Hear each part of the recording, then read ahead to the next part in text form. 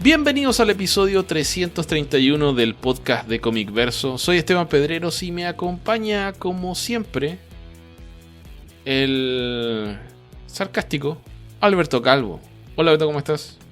Hola, ¿qué tal? Muy bien, gracias.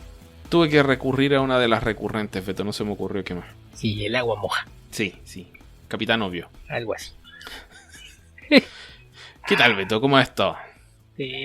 Temas generales bien. Desvelado. Estoy regresando a mis horarios vampiros. Pero en general bien. ¿Qué? ¿Ya has dejado las drogas, Beto? ¿Ahora puedes dormir mejor? ¿O permanecer más despierto, mejor dicho?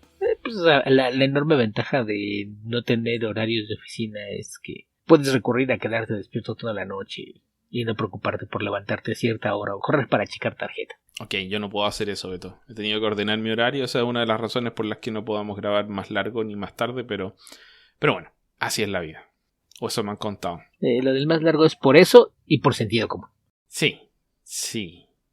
No sé, Beto, he estado tratando de hacer deportes últimamente. Creo que eso hace que me quede dormido más temprano. Pero en términos muy relativos, porque en general me quedo dormido alrededor de las 12, 1 de la mañana. Y me levanto alrededor de las 7. Entonces, igual es un sueño relativamente corto. Suficiente, pero podría ser más. Siempre puede ser más. Excepto cuando es demasiado, Beto. Beto, tenemos muchísimas preguntas pendientes y varias cosas que comentar. ¿Qué te parece si vamos dándole tiraje a la chimenea lo más rápido que podamos? Me parece bien. Damos salida a un bloque de preguntas de YouTube, que fue donde se nos quedaron bastantes. Ok, démosle. Partimos entonces con Ricardo Pérez. ¿Qué opinan de la noticia de que Ed McKay escribió a Los Vengadores? Para mí fue muy buena noticia y espero grandes historias como viene ejecutando. Mira, no he leído tantas cosas de Jed McKay, pero sí lo que he leído me ha gustado, así que imagino que será una buena posibilidad. Hay que esperar, porque en teoría hay varios escritores que podrían haber hecho grandes cosas a los Avengers y no ha sido el caso en algunas ocasiones. Jason Aaron.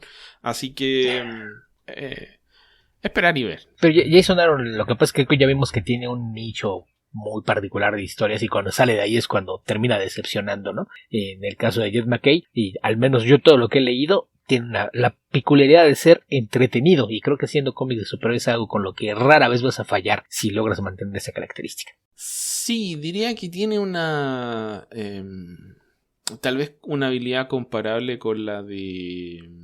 ¿Cómo se llama el de crossover, Beto? Se me olvidó el nombre. Donny Cates. Donny Cates, de aparecer con reinterpretaciones o enfoques novedosos, pero por otro lado es más convencional a la hora de contar historias.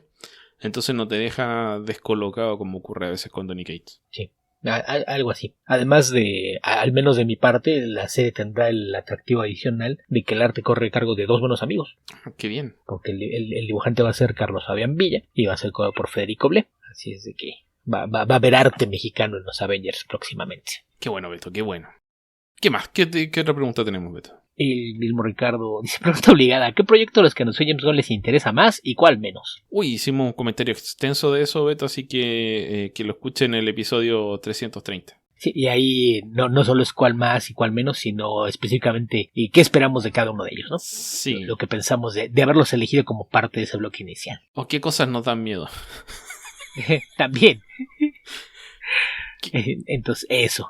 ¿Qué más?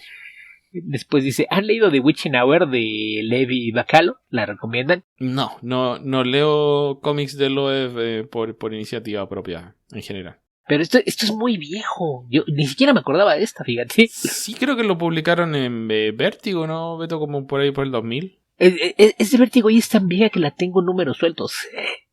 Así de vieja es, que creo que en este siglo fue cuando ya casi dejé de comprar números sueltos, entonces muy probablemente sea de finales de los 90. Y recuerdo que en su momento me gustó, pero creo que puede haberse debido más al arte de Bachalo que cualquier otra cosa. Entonces, no estoy seguro porque tampoco la recuerdo de una forma particular, así desde que... Pues, mira, yo diría que en base a, por ejemplo, a nuestra experiencia con Tom King, que fue, Mr. Miracle, y después Basofia. Con Jeff Loeb, no sé si alguna vez tuvo una obra tan buena, pero sí tuvo muchísima buena crítica por varios trabajos sucesivos.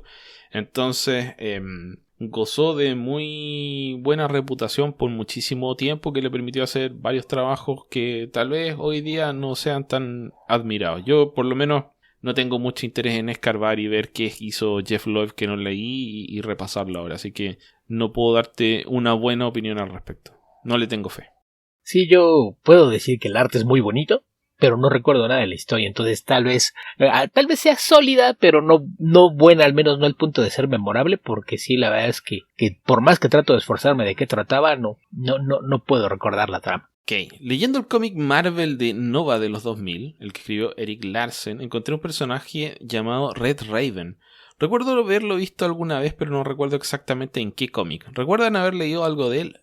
No. No me suena, y yo tengo por regla de vida no leer nada que escriba Eric Larsen, entonces no, ahí sí no puedo ayudarte. Sí, esto es muy viejo, no sé cuánto habrá durado esa serie, porque yo la serie de Nova que leí, y no completa, leí un poco, fue la de 2008 tal vez. La de Sam. Sí, así que esta nada. No, yo leí la anterior, todavía cuando después de los New Warriors se dio el periodo de máxima prueba de Richard Rider. De aquella serie sí leí una parte, y después a principios de siglo, cuando aparecieron los Guardians of the Galaxy y hubo este reboot del universo Marvel cósmico, también aquel entonces le eché un vistazo un poquito a lo que había, pero cuando llegó Larsen yo dije, con permiso, no, esto no es para mí, y ya no supe qué pasó de ahí, pero no, Red Raven no me suena, ni idea, no recuerdo visto en ninguna parte. Ok. Beto, repuse mi stock de Jack Daniels, así que estoy tomando un poquito ahora. Me parece bien. Jack siempre es buena compañía. Eso dicen. Ok, Beto. Alberto Palomo dice, hola Tocayo y Esteban, ¿vieron las series de Tic? ¿Qué opinan de ellas? Vi un poco de la serie noventera, donde estaba el alcalde de Gotham como Batmanuel. Pero la recuerdo poco, la verdad. Y la serie nueva y la serie animada... La serie animada debo haber visto algo, pero la serie nueva no he visto nada. Yo las tres, y las tres me gustan bastante. El humor se mantiene. De la de los 90 con Patrick Warburton, pues duró muy poco. La verdad es que a mí me divierte bastante, y creo que Warburton era lo más cercano que podías tener una versión live action a los dibujos de Ben Edlund, ¿no? Era este tipo corpulento, de apariencia muy seria, que tenía lo que llaman los americanos el humor deadpan, ¿no? Sí. De poder estar haciendo cosas ridículas, pero hacerlo con un rostro serio. Entonces creo que eso era algo que era esencial para el personaje. La serie animada, pues tenía las limitaciones de que de repente tenían que suavizar un poquito parte del humor pensando en los niños, pero en general también era bastante divertida. Y de la serie más reciente, pues sí vi las 2 temporadas completas y también me gustaron bastante. Peter Serafinowicz es de esos actores que no entiendes por qué no tienen más trabajo, son más famosos, porque también es alguien muy divertido. Ok. ¿Qué más, Beto? ¿Qué más? Pasando a lo que sigue el mismo Alberto. ¿Qué opinan de los influencers expertos en cómics que normal son poses? Pues está hablando del 99.9% de los influencers de cualquier tema, ¿no? Es que una cosa es dedicarse a publicar cosas en YouTube, otra cosa es ser un influencer y bueno, creo que son dos deportes distintos, Beto, como el rugby y el fútbol americano. Así que yo creo que cada quien se forme su opinión, no lo sigo, así que no voy a estar hablando mal en forma generalizada de algo que no conozco. Aquí en México de repente cobraron relevancia porque hay 4 en particular que de repente llegaron a los millones de suscriptores y son de que de repente ya las cadenas de cine aquí les pagaban el viaje para mandarlos a las premiere de las películas de Marvel y DC en Los Ángeles y cosas por el estilo, y de repente ya hasta hacían giras de eventos juntos como Los Cuatro Fantásticos, lo cual me parecía absurdo porque además de los 4, sin haber visto nunca sus videos, me queda claro que solamente uno leía cómics, que se hace llamar Mr. X, porque a él yo lo conocí años antes de que empecé a usar YouTube. Él asistía a charlas y eventos de cómic, y la verdad es que me llevo bastante bien con él, pero la última vez que me lo encontré no podíamos ni platicar. Me lo encontré en una mole y estábamos platicando en los pasillos y nos interrumpía cada 30 segundos porque llegaba la gente a tomarse fotos con él. Entonces se convirtió en algo un poquito ridículo. Y el tema pues es que de repente se puso de moda el hablar de cómics y mucha gente que no sabía pues se atrapó al tren. Otro de los famosos que incluso ya hasta publicó por ahí su cómic después de una campaña de Kickstarter, pues se atrapó en esto porque su hermana tenía un canal en el que hablaba de moda y él dijo, yo también quiero hablar de algo, y ese era famoso, y acá me tocó muchas veces ver cosas por el estilo porque todo el mundo comentaba cada vez que salía a decir alguna burrada o dar mal fechas o números y cosas por el estilo, ¿no? Así como decir que no sé, te voy a inventar un dato, pero decir que la primera aparición de Spider-Man fue en el número 5 de Amazing Fantasy. O sea, fuiste a copiar la Wikipedia y no le diste al 1 o borraste el carácter o algo hiciste, pero pues es de las cosas que la gente sabe de memoria, entonces no lo dices mal. En el caso de los otros son chicas y lo que hicieron ellas fue que rápidamente se rodearon de un equipo de guionistas. Entonces dentro de todos sus canales funcionan bastante bien, son útiles para mucha gente, sobre todo para quienes están empezando o no saben de cómic, pues está bien, pero pues como dice Esteban, ahí sí que el gusto de cada quien y que lo siga quien los encuentre interesantes. A mí en particular es algo que nunca me ha interesado, insisto, ni siquiera siendo amigo de Andrés me he puesto a ver esos videos. Sí he visto videos de lo que tienen los años que lleva en eso. Yo creo que no acumulo 10 minutos de haber escuchado alguno de sus videos. Yo creo que ni siquiera medio minuto, Beto. Es que tratar de ser influencer va asociado con en algunos casos ciertos rasgos de personalidad falsa en pantalla que para mi gusto siempre han sido detestables, entonces en general no me agradan. Ahora, sí sigo algunas personalidades por ahí, por allá en Instagram, en YouTube, etcétera, pero no los llamaría propiamente hablando influencers. Creo que eso es como hablar de, no sé, es como diferenciar entre gente que es artista y famoso versus gente que trabaja en reality, que no es lo mismo. A veces. Depende. Nuevamente, son cosas de las que en realidad no sé mucho, pero tengo muchos prejuicios. Siguiente pregunta, Beto. ¿Conocen el trabajo de artistas japoneses que se van a hacer cómic americano o europeo? Más allá de algún trabajo anecdótico, no recuerdo ningún nombre de algún japonés, aparte de Akira Yoshida, que haya hecho trabajo extenso. Eso no cuenta, Esteban. ¿Pero cómo? Si se llama Akira Yoshida, Beto. ¿No es japonés? Yo creo que es algo más común que artistas occidentales vayan a pasar un tiempo en Japón y después regresen con esa influencia a haser cómic americano europeo, ¿no? O hay quienes tienen la influencia, o incluso hay quienes son de ascendencia japonesa, meramente por ejemplo Ken Nimura, el co-creador de I Kill Giants, que él es de ascendencia japonesa pero es español, y sin embargo su dibujo tiene una fuerte influencia de manga, pero su trabajo en cómics no se lee como un manga, digamos, es de esos extraños casos que a mí siempre me genera curiosidad porque tienen un estilo que visualmente te remite al manga, pero una narrativa muy distinta, más parecida al cómic occidental.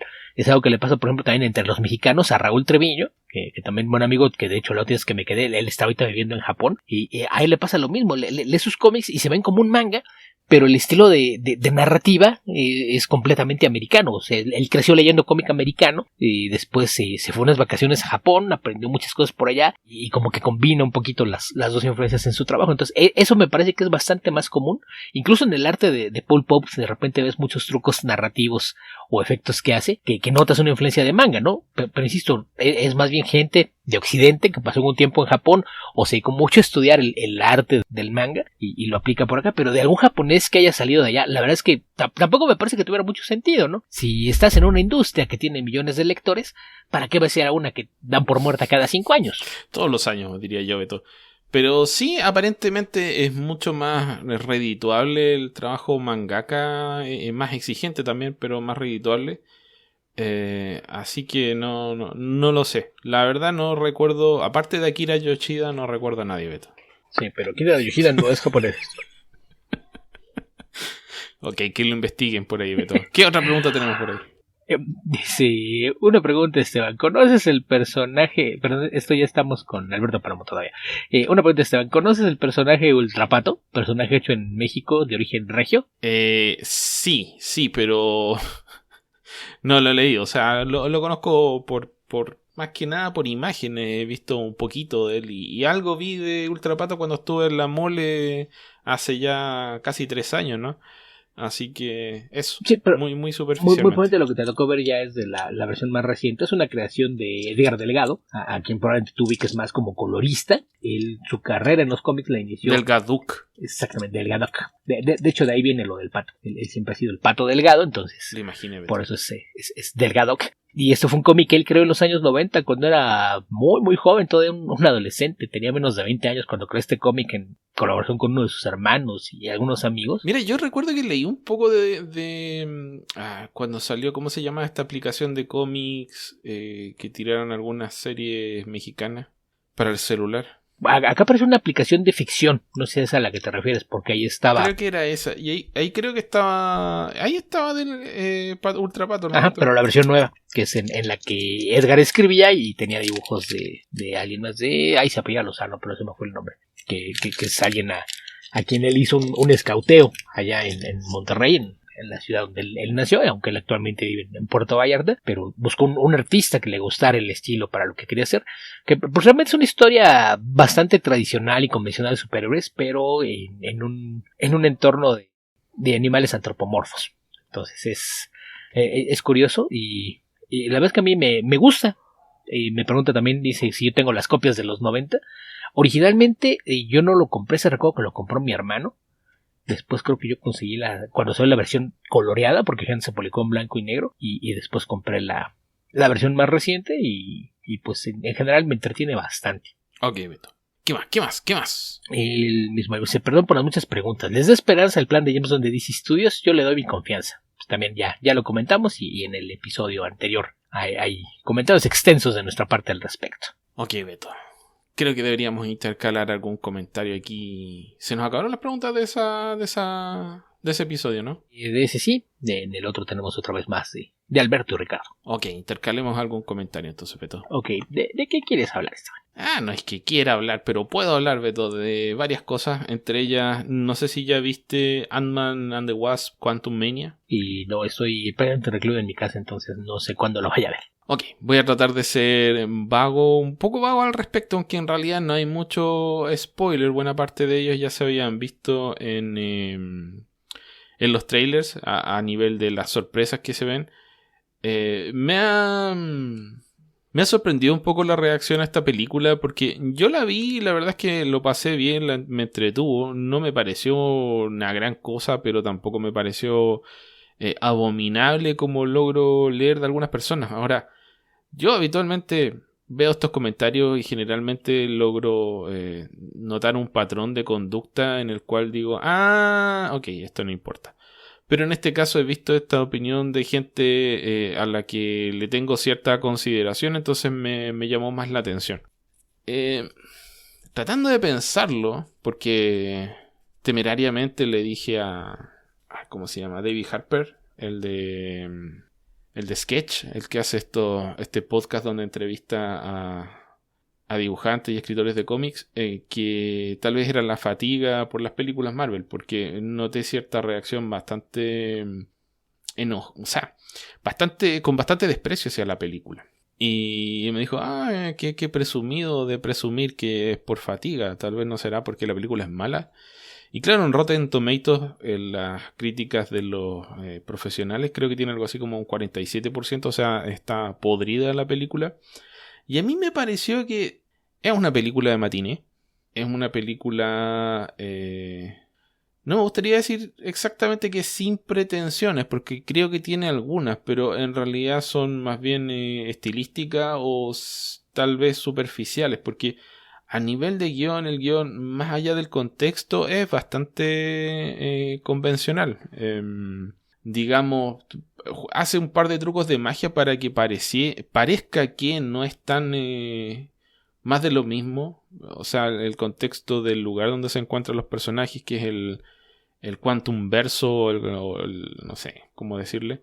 Pero más allá de eso, es una historia donde a Ant-Man lo obligan a robar algo que necesita el villano, que el villano no puede obtener, y para eso lo extorsiona con su hija, a la cual la tiene presa. Y bueno, buena parte de esta película se basa en presentar a Kang como una amenaza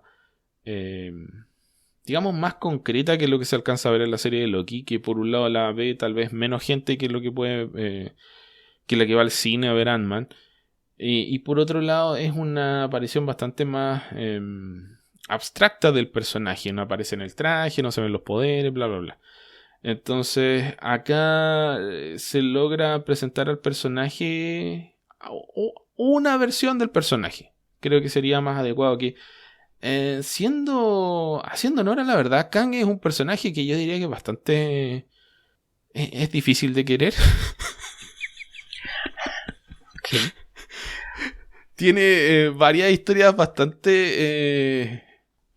son muy enredadas las historias de Kang y creo que rara vez te otorgan esa gran satisfacción. O sea, hay unas cuantas que sí son buenas, pero en general es un personaje mucho menos memorable de lo que uno quisiera. Es como... Por ejemplo, era claro que el primer gran villano de los Avengers debía ser, no sé, Ultron. No había mucho cuestionamiento. Pero ¿quién es el segundo? Como decía, ¿quién será el segundo? ¿Nefaria? ¿Kang? Es más complicado. Entonces, creo que tal vez la gente tiene alguna expectativa grande de lo que puede ser Kang comparado con Thanos. Y creo que Kang da para hacer cosas interesantes, pero también da para que sea lo que suele pasar con este personaje, que es como el Señor del Tiempo. Son estos personajes que son demasiado enredados para su propia supervivencia o el interés que pueden despertar en los lectores. Causa más fatiga y ansiedad saber que viene una historia de Kang que interés y emoción, diría yo. Pero... Depende, ¿no? Sí. Hay algunas buenas historias de Kang, pero es que en general creo que uno de los problemas aquí, sin haber visto toda la película, creo que el problema es que de repente después de lo que fue sobre todo la fase 4 de Marvel, todo el mundo se quedó con la idea de que todo lo que iban a hacer a partir de ahora iban a ser grandes épicas de acción y aventuras. Y creo que no funciona así.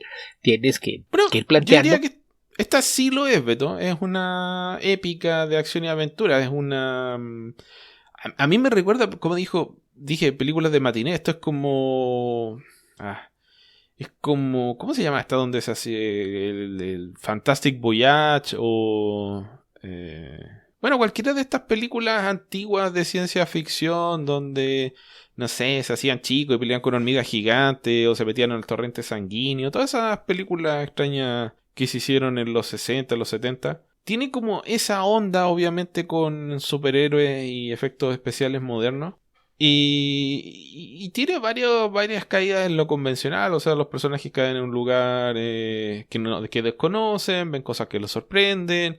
Descubren que hay un tirano y una resistencia. De a poco van descubriendo los secretos detrás del tirano, que es Kang. Spoilers. Y... ¿qué ha pasado en este universo? ¿Por qué Janet se ve tan alarmada cuando dice, contactaron al Quantum Verso? En realidad no le dice así como le dice el microverso, creo que es, ¿no? El reino cuántico. El reino cuántico. Quantum Realm, ese era el nombre. Entonces, bueno, no quiero dar mayores detalles para no echarle a perder la película a alguien que no la haya visto, pero... como dije, más allá del envoltorio, sigue siendo tu sándwich tradicional. Creo que la actuación de Paul Rudd es bastante buena. Diría que consigue, en mi opinión, lo que no había conseguido, en mi opinión, en las otras películas, que es ser el personaje, el tipo común y corriente en la situación fantástica, que técnicamente siempre lo ha sido. Pero creo que aquí logran expresarlo de una mejor manera, porque la relación con una hija que ahora ya es grande y puede actuar y conversar de vuelta, es más fácil de darle peso que lo que ocurría tal vez con esta niña que era, no sé, inocente en peligro, punto. En ese aspecto creo que está mejor logrado lo que distingue al personaje como el ser... la persona común y corriente en circunstancias extraordinarias. Y bueno, hay una aparición que decepcionó a mucha gente, que he visto muchos reclamos en línea, que tiene que ver, lo voy a tener que decir, MODOK. Que este MODOK, la verdad es que para los fans de MODOK es una decepción, porque es MODOK pero no es MODOK.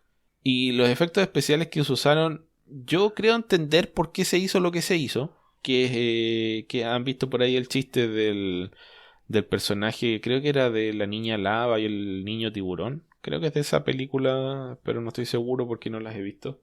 Donde está este comediante, creo que es de origen mexicano, que está detrás de una especie de lupa gigante. Que parece entre MODOK y el varón... ¿cómo se llama? No es el varón. Arnim Zola. Arnim Zola, exacto, gracias. Y claro, da esa sensación porque es un personaje que es la cara del actor que la estiran y la moldan dentro de este cuerpo robótico gigante.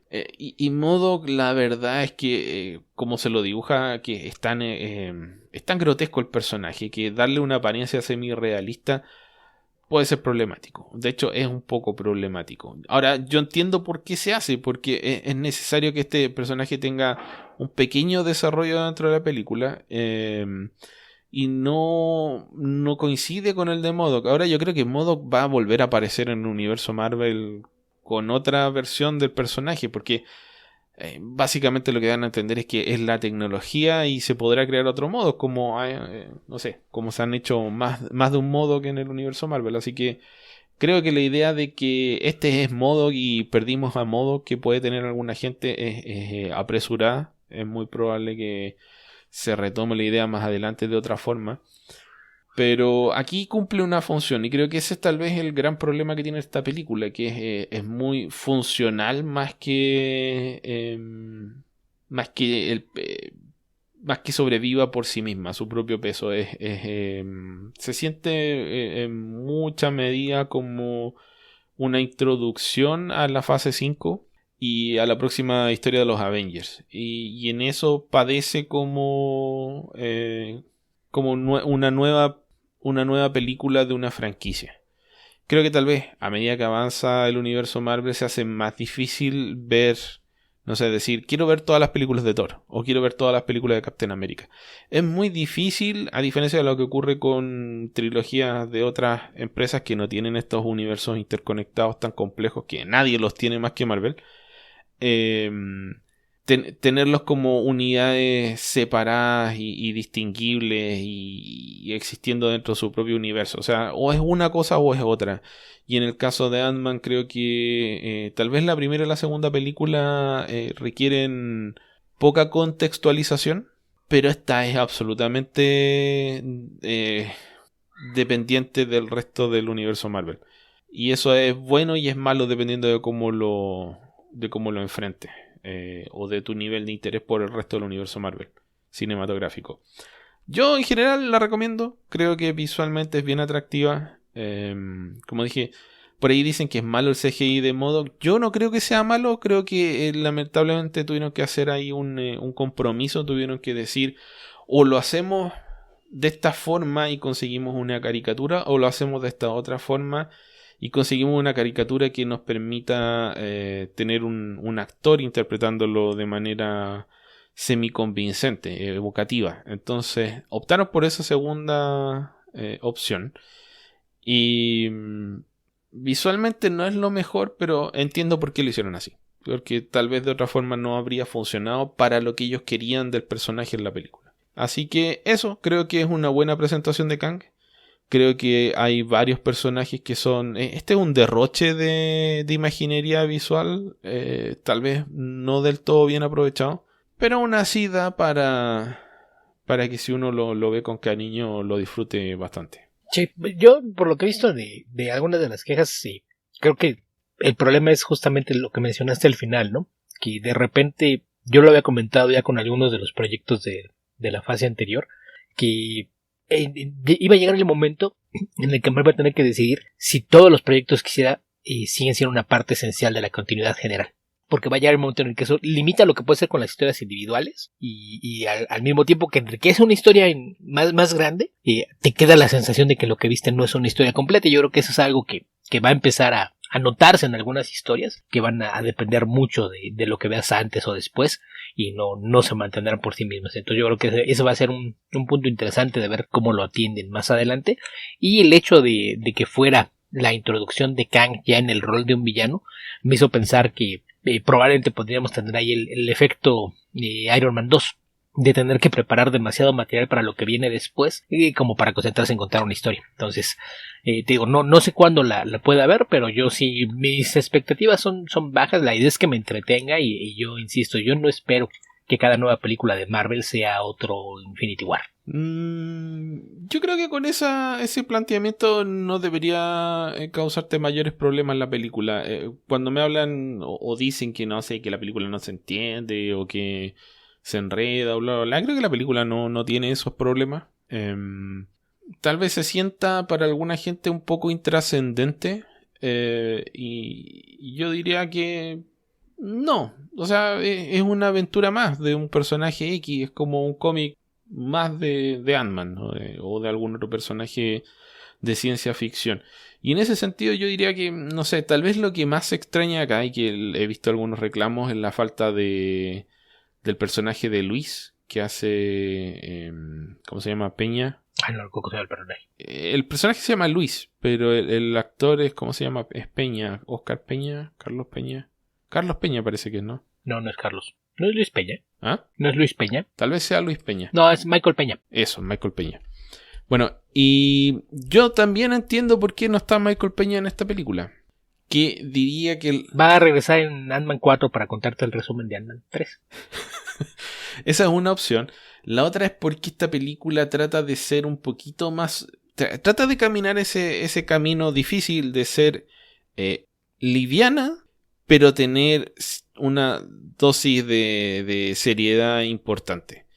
Y el personaje de Luis Peña creo que... O sea, de Michael Peña creo que...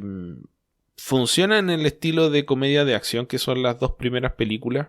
Perfectamente, creo que es una gran contribución a ambas películas. Pero a la vez les resta la sensación de peligro. O sea, esas películas sientes... Yo creo que son entretenidas, pero no te generan esa sensación que debieran generar algunos thrillers de que vas a perder. Aunque o sea, que va a perder el protagonista, a pesar de que rara vez ocurra. Y creo que a efectos de la solemnidad que se le quiere dar a Kang, tener al personaje de Luis Peña acá como alivio cómico probablemente no habría sido no habría funcionado del todo bien. Es mi teoría. Lo veo de esa forma. Es más probable que Michael Peña no haya tenido disponibilidad de tiempo para aparecer en esta película, pero no sé. No es como que no hayan alivios cómicos en esta película, así que es una conjetura nomás de mi parte. Y tengo un reclamo hacia la ciencia de esta película, Beto. Yo trato de no cuestionarme demasiado con eso, porque si no es caer en un agujero negro del que no vas a salir jamás, Esteban. Sí, porque cuando era microverso yo no tenía problemas con esto, Beto, pero cuando es el reino cuántico mi cabeza es incapaz de aceptarlo. Me genera baches en el camino, Beto, inmediatamente. Estoy pensando... Ay, pero sí, las partículas cuánticas no tienen componentes. ¿Cómo vas a hacer más pequeño una partícula? No. Ok. No sé si quieres comentar algo antes de que sigamos respondiendo preguntas, Beto. No, tengo un montón de cosas sin concluir. Por ahí quiero comentar una noticia más al ratito, pero eso sería más bien ya como para hacer. Entonces yo creo que le damos otro poquito las preguntas. Ok, Beto, démosle. ¿Qué más? Entonces regresamos con Alberto Palomo, que dice: ¿qué tal? ¿Qué opinan del sello DC Black Label? Como estos pocos años que tiene el sello, ¿cuáles de ustedes son los mejores cómics que tiene hasta ahora? ¿Sabes qué? No tengo idea cuáles son los cómics de Black Label. La verdad es que me fijo re poco. Creo que como identidad, así como sello, es casi nula la identidad que tiene Black Label. Más allá de que son historias un poco más adultas, entre comillas. O sea, tienen más de los elementos que las definen como... O sea, si fueran películas tendrían que ser para mayores de 18 años en muchos casos, pero de ahí a que sean más maduras propiamente hablando, no sé. El problema es que bajo la dirección de Dan Didio, DC Black Label nació como la idea de cómics adultos, es decir, adolescentes, pero lo que un adolescente piensa que es adulto. Más violencia y desnudos. Sí. Y ahí está Batman Damned como ejemplo, ¿no? Que tan es así que... Creo que ha habido algunos proyectos interesantes, obviamente. Sí, sobre todo en el último par de años. Sí, porque, bueno, DC tiene esta... Bueno, no se ha complicado con el tema de la continuidad para el sello de Black Label, tal como le gusta a Beto. Así que ha lanzado un montón de cosas, tira todo lo que se le ocurre contra la muralla a ver qué queda. Y de ahí, obviamente, que de vez en cuando le vas a dar el palo al gato, pero... si lo tratas de comparar con otros sellos, por ejemplo Vértigo, no podrías decir que era un sello experimental donde tirabas contra el muro a ver qué salía. O sea, no. Había un proceso de selección de calidad de los proyectos, más allá de que te gustaran o no. No puedes decir que los proyectos de Vértigo algunos eran mediocres, o sea, eran de buenos para arriba en la mayoría de los casos, sobre todo en la primera época. Entonces Porque había una dirección editorial muy clara. Creo que esa era la gran diferencia. Exacto. Y de eso carece, en mi opinión, Black Label. Creo que en el último par de años eso cambió. Se fue Didio y como que lo primero que les dijo Mary James fue, ok, ahora sí trabajen como ustedes quieren. No estén esperando mandatos editoriales. Y creo que se nota. Yo he leído algunas cosas del sello. No estoy seguro qué tanto. Porque, por ejemplo, si no mal recuerdo, la historia de Snyder y Capullo de Batman, esta de Last Night on Earth, salió ahí, pero no la he leído. Sí. Cosas que sí he leído del sello. Yo sí la leí. La comenté hace un par de años. Y tú comentaste la de Golden Child, ¿no? De Miller con Rafael Grampa. Yes. Que esa yo tampoco la he leído. Esas dos son de ahí. Solo por Rafael Grampa. Porque no me esforcé por entender el contexto de esa historia. Lo que hizo Miller con Romita de Superman. No recuerdo si le pusieron siempre Year One o le cambiaron el nombre, pero eso, sin embargo, también salió ahí. Tampoco lo he... Yo las cosas que he leído de ahí, que podría recomendar, e incluso comenté por aquí Harleen, de Stefan Sejic. Uh-huh. También salió ahí, esa creo que no la comenté, la serie de Joker Killer Smile, de Lemire con Andrea Sorrentino, que luego tuvo una secuela, la secuela no la he leído. De ahí salió también Wonder Woman Dead Earth, que también, si no mal la comentaste tú. Yes. Que esa sí ya la leí, es bastante buena, pero es Daniel Warren Johnson, entonces ahí no somos parciales. Sí, yo tuve algunos problemas con algunos desarrollos de esa historia, pero no es que la historia sea mala, es el tema del que hablamos la otra vez. Bueno, del que hablamos a propósito del proyecto de la isla de las Amazonas que anunció James Gunn. Sí, si no mal recuerdo, también salió ahí la de The Last God de Philip Kennedy Johnson, que todavía no leo, pero tengo muchas ganas. Uh-huh. Y también ahí hay una miniserie de The Question, que era Lemire con Denise Cowan, si no me recuerdo, que también la tengo en la lista, pero todavía no la leo. Mira, la famosísima o infame Batman Damned, que fue la primera que mencioné, que digo, tanta pena les dio que ya hasta le... Sí, ya hasta le censuraron el desnudo. Sí, y que causó inmediatamente escozor. Bueno, a ver, sí. Tratando de no recordar, sino que aquí listando cosas. Birds of Prey, The Last God, Sourcebook, Batman de Smile Killer, Joker, Harley, Criminal Sanity, Wonder Woman, The Dirt, The Question, The Death of Big Sage. Esta no la he leído, esta la debería leer porque es Jeff Lemire y Dennis Cowan. Yo tengo muchas ganas de leerla. Ok, esta la voy a buscar. The Last God, Songs of the Lost Children, de Dan Waters y Steve Beach, Batman 3 Jokers. Esta es horrenda. A veces hablan tan mal de los cómics de Jeff Jones que necesito leerlos para saber qué tan malos son. Y siempre son peores de lo que imaginé. The Last God, Harley Quinn and the Birds of Prey, de Amanda Conner, Jimmy Palmiotti y Art Adams. Perdón, ¿de Art Adams? Esto no lo sabía, Beto. Sí, he visto páginas, pero como tengo vetados a Palmiotti y Amanda Conner, no lo he leído, pero sí he visto los dibujos. Esta afición de los grandes dibujantes de trabajar con guionistas cuestionables. Hellblazer, Rise and Fall, de Tom Taylor y Darius Robertson. Es una miniserie, esa sí la leí, también es buena. Joker, Harley, Criminal Sanity. El otro era Circuit Files, este es Criminal Sanity a secas, de Cami García, Mike Mayhew y Miko Swayan. Esa es en la que Harley es asesora del departamento de policía de Gotham. Okay. Es bastante entretenida. Sweet Tooth, The Return. Esta no la he leído a pesar de que... Bueno, nosotros comentamos Sweet Tooth hace algún tiempo. Sí, yo sí la leí. Es continuación de la otra serie, entonces haz de cuenta que es Vértigo. Nada más ya no existe Vértigo, entonces cayó en Black Label de rebote. Aquí hay una serie que tuvo buen comentario, pero no la he leído. The Other History of the DC Universe, de John Ridley y Giuseppe Camuncoli. American Vampire 1976. Rorschach. Strange Adventures, de Tom King. Esta no la quiero leer. Estas dos no las quiero leer. Batman Reptilian, que todavía no la termino de leer. Batman The Imposter, que es de Matt Tomlin y Andrea Sorrentino. Peacemaker, Disturbing the Peace, de Garth Ennis y Gary Brown. Batman Catwoman Special, de Tom King y John Paul Leon. Qué lástima. Batman vs. Big B, A Wolf in Gotham. Esta no la terminé de leer, creo que leí el número 1 solamente. Superman vs. Lobo, Suicide Squad, Get Joker, Batman Catwoman, Suicide Squad Blaze, Batman One Dark Knight. Esta es de Joker. Esta la leí, es malísima. Tales of the Human Target. Esta también la leí.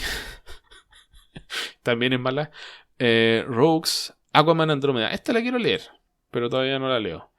Catwoman Lonely City. Esa la comentaste tú, Beto. Sí. The Nice House on the Lake. También la comentaste. Wonder Woman Historia, de Amazon. Esta he leído los primeros 2 números. Me falta el tercero.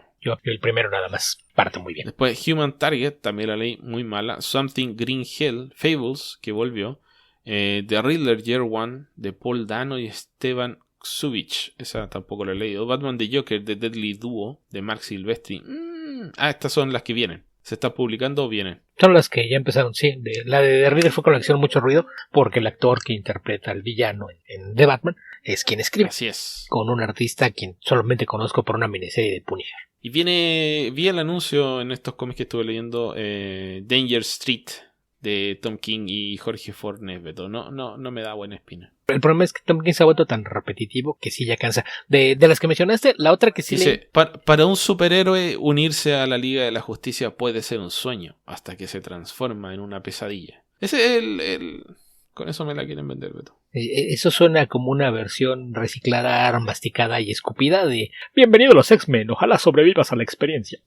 En fin. De las otras que mencionaste, la otra que leí y es muy divertida es Superman contra Lobo. ¿Vieron una que se llama Peacemaker Tries Hard? De Kyle Starks y Steve Pugh, Beto. Eso suena muy divertido. Sí, a partir de mayo. Esa la vamos a leer. Seguramente. Ok. Ahí tienes un listado largo. Yo creo que de eso debo haber leído con suerte un 20%. Con suerte. Tal vez menos.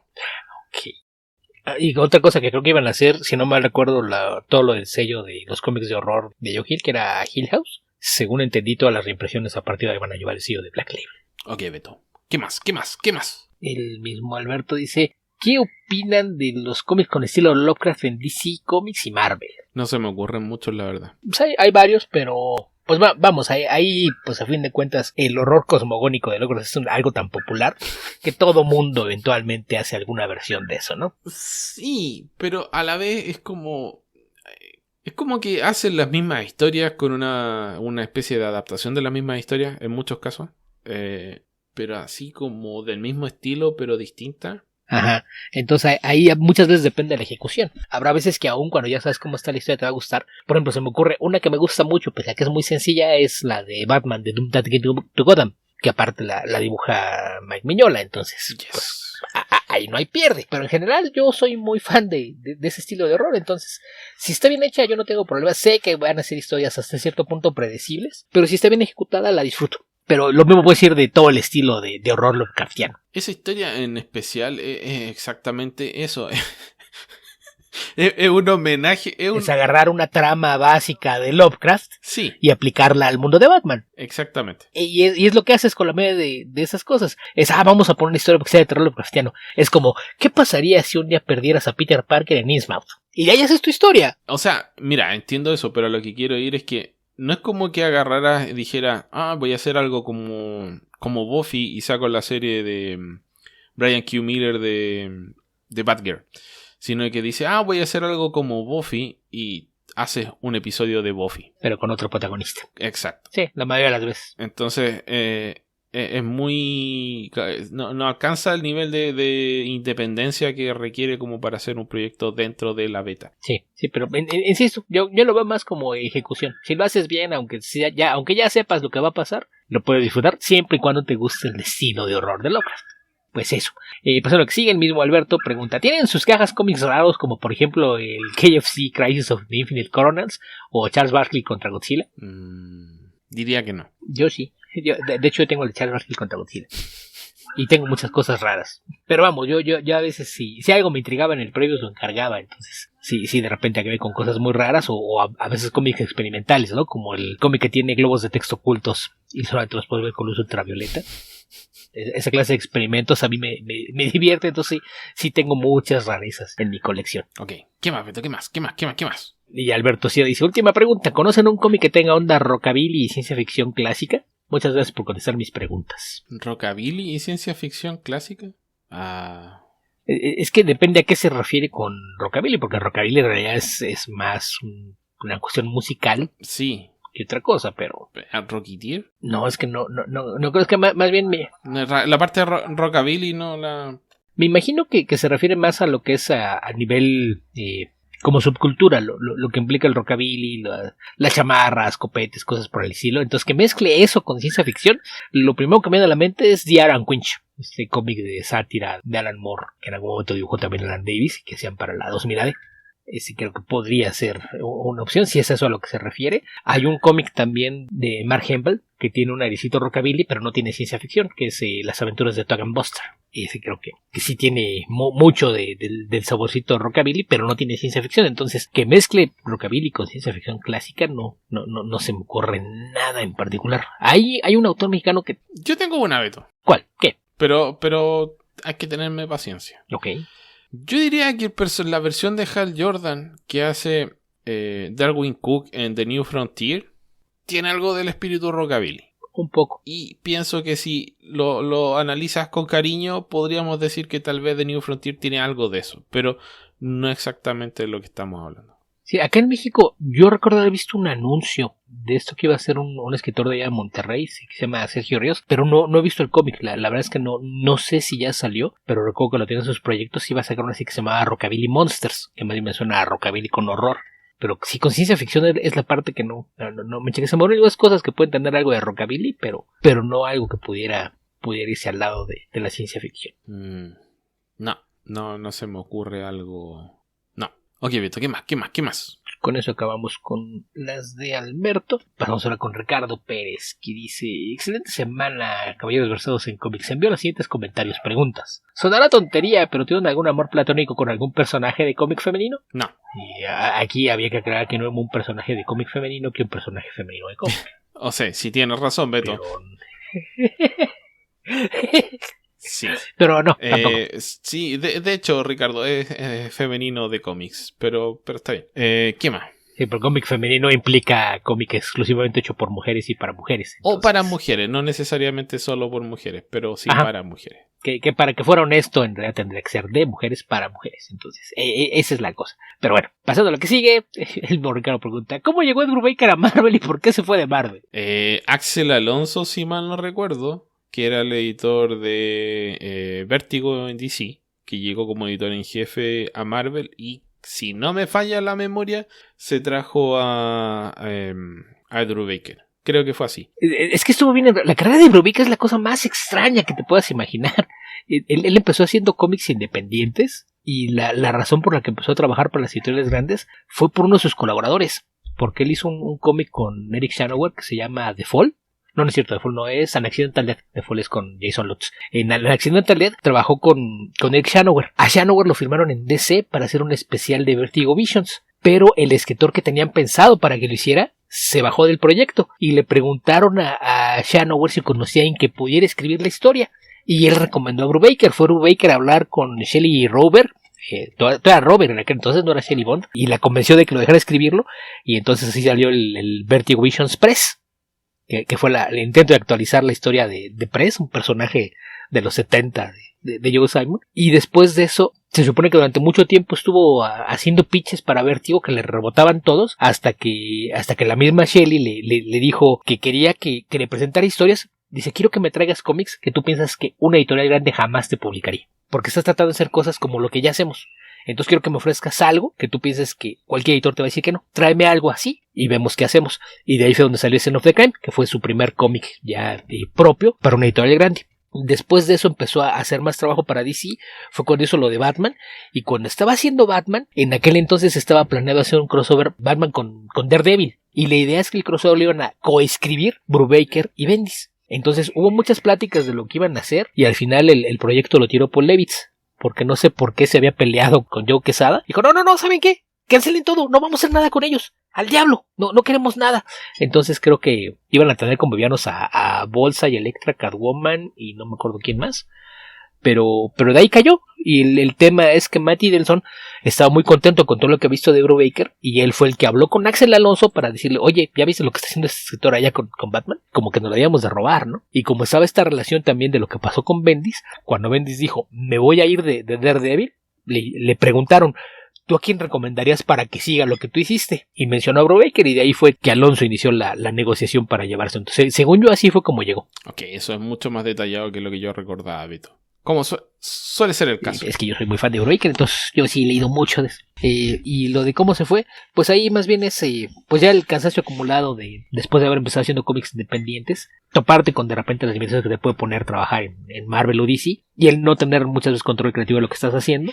el empezar a publicar algunas cosas en Image y darse cuenta de que se sentía mucho más a gusto trabajando en sus propias cosas, que eventualmente dijo, no, ¿saben qué? Me voy. Y me está yendo también que no hay razón para regresar.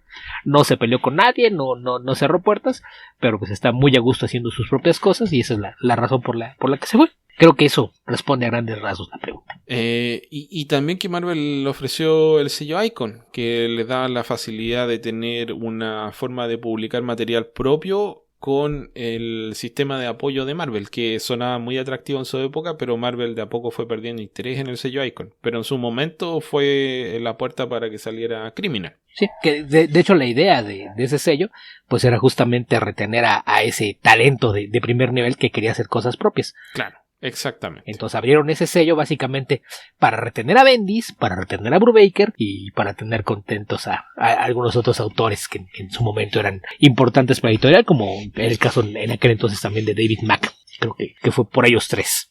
Claro, porque te bajaba el riesgo y gasto, en teoría, porque esto es lo que uno sabe de afuera, te bajaba el riesgo y gasto de irte a Image o lanzarte por tu cuenta, porque la editorial se hacía cargo de todas las cosas que no te querías hacer cargo. Y solamente tenía que preocuparse en teoría de hacer el cómic, o en este caso, en muchos de estos casos, escribirlo. Lo que evitaba era el riesgo de, tienes que juntar el dinero para tener toda la inversión inicial. Claro. Eso era la cosa. Y además ir en el preview, no tener que combatir por aparecer en alguna parte, sino que tener reservado un lugar ahí al lado del resto de los cómics de Marvel. Lo que no es menor, tener cierto grado de publicidad, el hecho de que, por ejemplo, hacen una entrevista, ¿qué pasa con Captain America? ¿Y cuál es tu próximo proyecto en Icon? Sí. Que eran aspectos positivos a evaluar. Que al mismo tiempo ese apoyo fue lo que provocó que se hiciera de lectores interesados en leer su trabajo, ¿no? Sí. Todo lo que estaba haciendo con cosas propias, porque fue Criminal, fue incógnito, y después de eso fue cuando... ya todavía colaborando con Sean Phillips decidieron hacer Fatal y se fueron a Image y nunca voltearon atrás. Claro, porque una vez que vendían lo que vendían en Image decían ¿para qué? No tenemos que responderle a ningún editor, no hay que pelearse con los deadlines, no hay riesgo de que nos vayan a batear alguna historia o nos hagan cambiar páginas. Creo que estamos mejor aquí. Exactamente. Y por eso es que no han regresado, no es que estén peleados con nadie, a lo mejor si les ofrece un proyecto que les atraiga, pues en algún momento harán algo, pero pues sí, básicamente descubrieron que podían vivir de forma independiente y sin depender de nadie, y abrazaron la oportunidad y no la dejaron ir. Sí, y Brubaker ahora básicamente está semi retirado de los cómics, está haciendo estos proyectos de los que Beto habla habitualmente, pero está dedicado a escribir para la televisión. Entonces, dedicarse a un proyecto de DC o de Marvel, la verdad es que no parece ser algo que le interese en estos momentos. Sí. Gana más dinero. Tendría que ser una historia que lo atraiga mucho y que no le tome mucho tiempo. Y gana más dinero por su cuenta. Entonces, es mejor, obviamente, en todos los sentidos, desarrollar sus propias historias que, por cierto, ahora que trabaja en televisión, tienen más posibilidades de ubicar, de desarrollar por ese lado. Y en él, decir que está semi-retirado también es una exageración, porque estaba haciendo, 3 novelas gráficas al año con Reckless. Sí, pero bueno, hace sus proyectos personales y punto. No es como una época en la que tenía 3, 4 series mensuales y además dos proyectos al mismo tiempo. O sea, los cómics es casi diría que es su hobby más que no es su profesión, no es de lo que vive actualmente. Es algo que sigue siendo por gusto. Exacto. ¿Qué más, Beto? ¿Qué más? Después el Ricardo pregunta, ¿aún existe en Marvel la región de Tabula Rasa? No he leído hace tiempo en ninguna historia. Tengo idea, Beto. Pues también es de esos conceptos que yo creo que fueron cayendo en el olvido, ¿no? Igual ni nadie se acuerda de que existía. Yo por lo menos no. No creo que sigue siendo, pero pues es la clase de cosas que eventualmente cuando algún escritor le sirve para algo la saca, ¿no? Aparte estaba aquí en uno de los estados de Rednex, ¿no? ¿Era en Montana o dónde era? No sé, Beto, no lo recuerdo en absoluto. Ok, pues sí era... No sé, es meternos mucho en problemas. Mejor no nos metemos en juego. Yo la última vez que vi algo de Tabula Rasa fue en Uncanny X-Force, que ya tiene más de 10 años. Probablemente lo leí también entonces, pero no lo recuerdo. Estaba en Montana, Beto. Es cuando lo de la ascensión de Arcángel. Ok. Desde aquella época. Pero según yo, eso fue la última vez que hizo, pero no sé si apareció en otra parte. Entonces, pasando a lo que sigue, el mismo Ricardo, ¿han tenido malas experiencias con creativos de cómics o de la industria que nos puedan contar? Sin decir nombres si no quieren. No. Y pues no realmente. Yo todas las veces que tuve trabajando en convenciones no tuve ningún problema, pero también no tuve que lidiar con la gente que sí que era problemática. Así es de que no hay nada que pueda comentar. Y ¿ibas a decir? No, iba a decir que no es bueno hablar de esos temas cuando uno no tiene experiencia de primera fuente.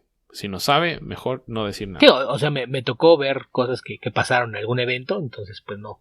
Pues hubo algunos conflictos, pero así de malas actitudes, pues solamente lo típico que ya hemos comentado de... ¿cómo se llama el que hace los nombres? Arthur Soydan. Uh-huh. Que sabemos que de repente sí es medio especial en el trato, entonces fue de lo que sí me consta que de repente se puso medio áspero con la gente en su mesa la última vez que vino a México, pero a mí en lo personal no me tocó porque de todos modos como no me gusta su trabajo no tuve casi ningún trato con él, más allá que coincidimos en alguna cena, pero pues eso. No, yo al revés, siempre tuve muy buenas impresiones de todos los profesionales a los que vi, todos muy dedicados, muy sacrificados, ahí atendiendo a muchísima gente con mucha paciencia, así que no... A mí incluso en casos en los que había antecedentes de que hablaban de que había gente muy difícil o con la que era complicado, y a mí me fue muy bien. Está el caso de Chris Claremont, que tenía fama de ser insufrible en eventos, y me tocó tener un panel en una convención con él, y fue súper amable, y tanto él como su esposa, incluso platicamos un rato después de que terminó, todo muy bien. Y el caso de Peter David, que sabemos que desde el que sufrió los infartos, pues tiene esta cuestión de que es muy irascible. Explota muy fácilmente, pero durante los 3 días que duró el evento no hubo un solo problema. Sé que hubo algún problema con otros invitados la noche anterior al inicio del evento, pero durante el evento no hubo absolutamente nada que comentar, y fue creo que nadie se llevó una mala experiencia. Era una persona súper accesible y amable con todo el mundo, fuera el personal del evento, los visitantes, etcétera. Entonces sí, pues no, nada que comentar de forma negativa al respecto. Ok, ¿qué más, Beto? ¿Qué más? El mismo Ricardo. ¿Hay algún cómic que a pesar de exitoso y con buenas críticas no les agrade? Aparte de los X-Men, Esteban. ¿Cuál es X-Men de buenas críticas? Por favor, dime. Los Hickman, por ejemplo. Bueno, pero eso sí me gustan. A ver. Bueno, así como que no me agraden... Bueno... No tiene buena crítica, pero sí es muy famoso y tiene mucha aceptación, y me parece que es bastante malo Batman Hush. No es malo, es lo que le sigue. Están, muchos proyectos de Jeff Loeb.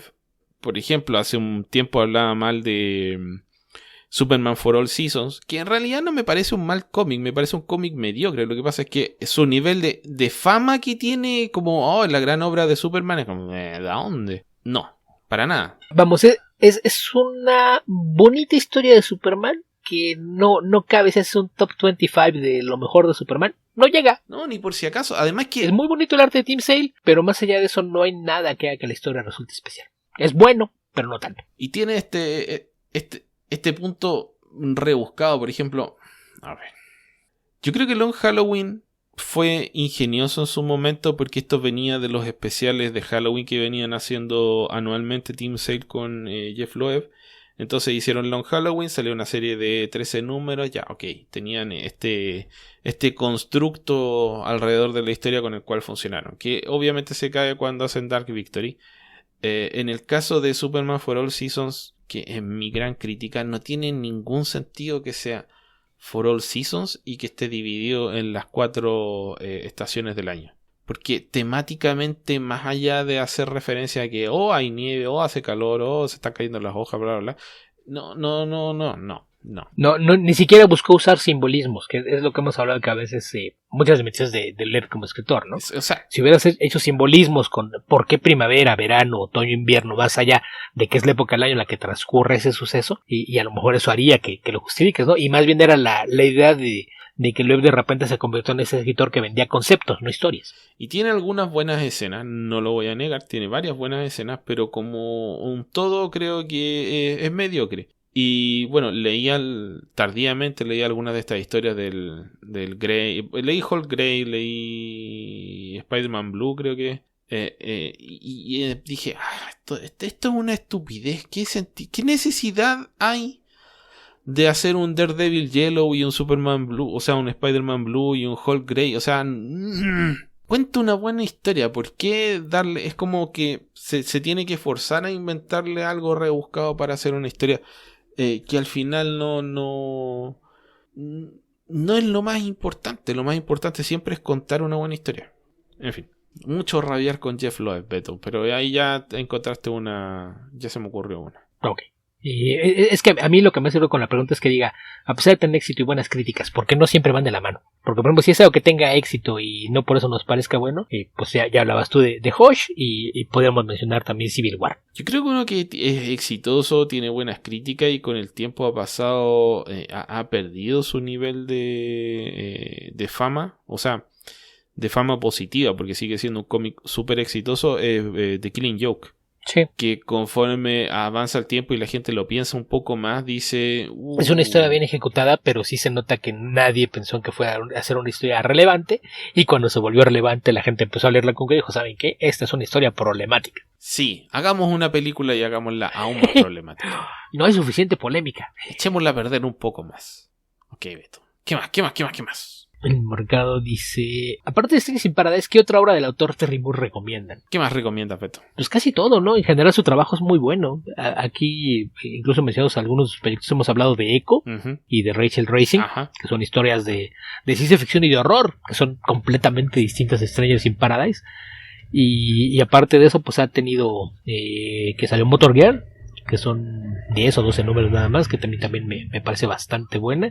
Y después hizo las que son más como secuelas, que es 5 Years, que es una historia algo más reciente en la que retoma los personajes, y últimamente regresó al mundo de Strangers in Paradise. Sí, bueno, el caso de 5 Years es un crossover entre todas sus creaciones.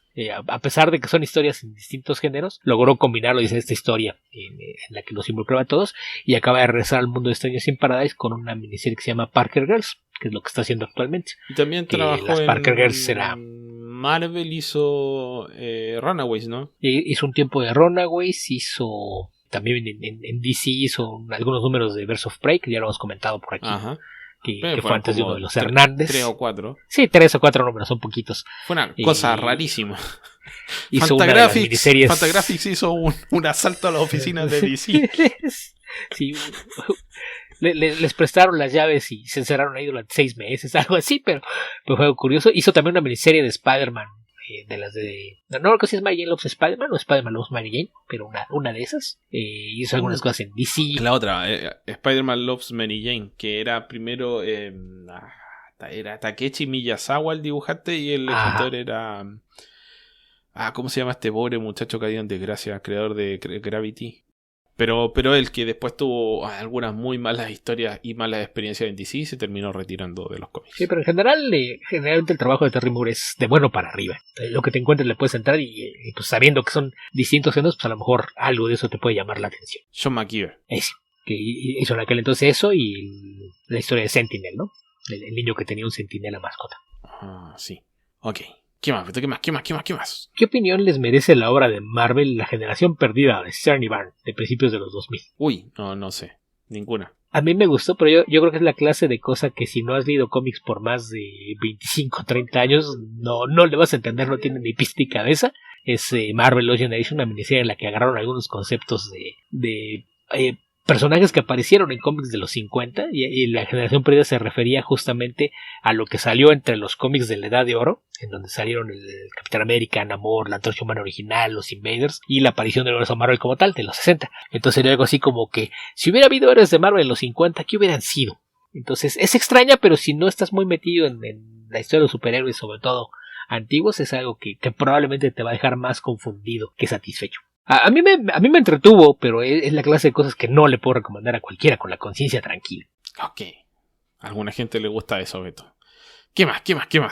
Y después dice, ¿les gusta el personaje Doppelganger del Hombre Araña? A mí lo por ejemplo me gusta mucho visualmente, pero es un personaje súper desperdiciado. Beto, si no hubiese jugado Spider-Man Maximum Carnage, no tendría idea de Doppelganger, porque la verdad es que no lo he visto nunca en los cómics. Creo que apareció durante Inferno, que fue cuando aparecieron versiones demoníacas de muchos villanos. Ahí, según yo, ahí fue donde aparecieron los cómics. Entonces se le ha usado muy poco. Entonces a mí no me parece que sea particularmente bueno. Creo que es una idea muy básica de cómo tener un antagonista, pero pues en gustos, ¿no? Nada escrito. ¿Qué más, Beto? ¿Qué más? ¿Por qué se dio la pelea de Grant Morrison y Alan Moore? Pensé que eran buenos amigos. ¿Cuántos fueron buenos amigos Alan Moore Nunca. y Grant Morrison? Jamás. Eso de ser brujos y escritores, pues creo que hubo siempre de serlo profesional, ¿no? Sí. Entonces Morrison era el escuincle impertinente que quería ir contra todo el sistema. Ya Moore era el escritor respetado y establecido. Entonces yo creo que desde un principio... Que también quería ir contra todo el sistema. Ajá, pero pues no es lo mismo. La diferencia generacional, yo creo que fue lo que causó aquí la diferencia. Pero ni siquiera es que sea una pelea tan... Yo creo que es un caos estructurado y un caos disperso. Pero no diría que fueron grandes migas en algún momento, porque lo que habla la Moore es que era un novato que vino a pedirle consejo y cosas por el estilo, y hablaron un tiempo y después vio que le estaba copiando la idea y básicamente lo dejó de prestarle atención. Y del otro lado se podría leer incluso que es como un ser despechado. Ajá. Pues si platicábamos bien y de repente me dijo, ya no quiero hablar contigo, ¿qué le pasa? Que se vaya al diablo. Y después pues vino todo este tema de lo de la magia y demás. Y en general tampoco ha sido un pleito tan casado, ¿no? Nada más de repente hacen alguna declaración y como que aprovechan para tirarle alguna indirecta al otro y cosas por el estilo. Pero en general, por ejemplo, la última vez que aparecieron críticas... Y Alan Moore lo hace como siempre, que dice, vino la gente a venderme galletas de las niñas Scout y me hablaron de Grant Morrison y me comentaban estos cómics y yo digo, ¿quién es Grant Morrison? ¿Qué me importa a mí? Déjenme tranquilo. Llévate tus galletas, ya no quiero nada. Que suele ser como habla Alan Moore de todo el mundo. O sea, sí, bien informado, pero es como, me vinieron a fastidiar. Sí. Yo estaba en mi casa tranquilo y me vinieron a hablar de esto. Me dijeron, vamos a hablar de esto, y me vinieron a hablar de cómics. ¿No se dan cuenta de que no quiero saber nada del mundo del cómic? Demasiados problemas. Algo así. Y la última vez que aparecieron ataques en contra de Alan Moore, que estaba promocionando su colección de cuentos, y van los ciertos en entrevistas, queremos hablar de su libro, pero ¿qué nos puede decir de su relación con DC Comics? Y como son idiotas, estos se llaman periodistas. Y la última vez sí se pusieron tan absurdos con lo que estaban poniendo en entrevistas, que salió Grant Morrison a defenderlo. Así es de que sí es una relación ahí bastante peculiar la que se tiene. Ok, ¿qué más, Beto? ¿Qué más? Dice, por último, en esta ocasión, ¿cuál es el origen de Hawkman? No es verdad, esta pregunta es broma. Abrazo para ambos caballeros. Ok. Pues mira, Ricardo, seguramente alguna vez te hablaron en la escuela sobre las abejas y las flores. En este caso piensa así como los halcones y el Mentality. Sí. Después de esto le puedes preguntar a tu papá cómo funciona el tema. Papá Hawkman y mamá Hawkman se amaban mucho. Entonces decidieron tener un Hawkmancito que se perdió en el tiempo y tiene muchos orígenes distintos e incongruentes entre sí. Sí, algo así. Ok. ¿Qué más, Beto? ¿Qué más? Bueno, y acabamos con las de YouTube y vamos a movernos ahora a ¿qué te parece? Nos vamos por las de Twitter, que esta vez cayeron algunas, entonces tal vez valdría la pena echarles un vistazo para que luego no digan que no las pelamos. Dale. Entonces ahí empezamos con Israel, el Dark Ortiz, que dice, ¿alguna vez leyeron los cómics de Rob Zombie? No. DNA, Supervistos, Pukaho International, Whatever Happened to Banner Moshlock. No. Y realmente nunca me llamaron la atención. Se veía, eran más como tie-ins algunos de los cómics que hacen con su música y nunca me llamaron la atención. Entonces, no, nunca. Después dice, ¿leyeron Alice Cooper The Last Temptation? No. A mí no me llama la atención ni Rob Zombie ni sus cómics, así que nada de eso. Excepto el riff de More Human Than Human, que me parece extraordinario. Alice Cooper igualmente. Alice Cooper, en realidad este cómic se creó como para... Hizo un disco conceptual. Y la idea fue que, como el disco conceptual implica que hay una historia en el disco, y se buscó un socio para escribir la historia que iba a contar en canciones. Y el socio que se buscó fue Neil Gaiman. Y le dijo a Neil, ¿y conocen que lo puede dibujar? Y Neil Gaiman le habló a Michael Sully. Entonces es un cómic de fantasía oscura escrito por Neil Gaiman y Michael Sully. ¿Cómo podía decir que no? Y a mí sí me gusta la música de Alice Cooper, entonces sí lo he leído. Y de hecho tengo 3 versiones de eso. Ok. Porque tengo la versión original, o cuando hicieron un reprint remasterizando algunas páginas. Y después cuando hicieron una edición que no era en blanco y negro, sino en tonos de sepia. Y se ve bien bonita. La verdad es que el trabajo de Michael Sully luce mucho así, por eso es que la tengo tantas veces. Pero a mí me gusta bastante, la verdad, sí. Y como me gusta también el trabajo de Alice Cooper musicalmente hablando, pues fue así como que, mira, voy a poder poner el disco y leer la historia al mismo tiempo. Beto, parece que, bueno... El handle de Israel, el Dark Ortiz, es Israel. Parece que se quedó atrapado en el Halloween del 781. Sigue con preguntas. Dice, ¿leyeron el cómic de Rosario Dawson, OCT? Mira, aunque no lo creas, sí. Pero solo recuerdo que lo leí porque esto apareció hace, no sé, 15 años de haber sido. Algo así. Fue que en la época en la que estaba Rosario Dawson como parte del elenco de Sin City, ¿no? Más o menos, justamente porque como empezaron, bueno, en esa época era la floreciente industria de las adaptaciones de cómics, que después se transformaron casi en la norma. A muchos se les prendió, o sea, se les estiró el diente con la idea de esto interpretativamente, pero creo que tenemos razón, de sacar propiedades en cómics para después poder vender esa propiedad como película o serie de televisión. En el caso de Rosario Dawson quedó solamente en el cómic. Sí, que muchas veces es, ¿para qué me desgasto haciendo pitch de elevador si les puedo dar un panfleto para que lo lean? Ajá. Y ya trae el storyboard integrado. Así es. O algo así, creo que es lo que piensan. Yo en general desconfío de los cómics de celebridades. Entonces, recuerdo que lo vi, se me hizo curioso, pero nunca hice el intento de leerlo.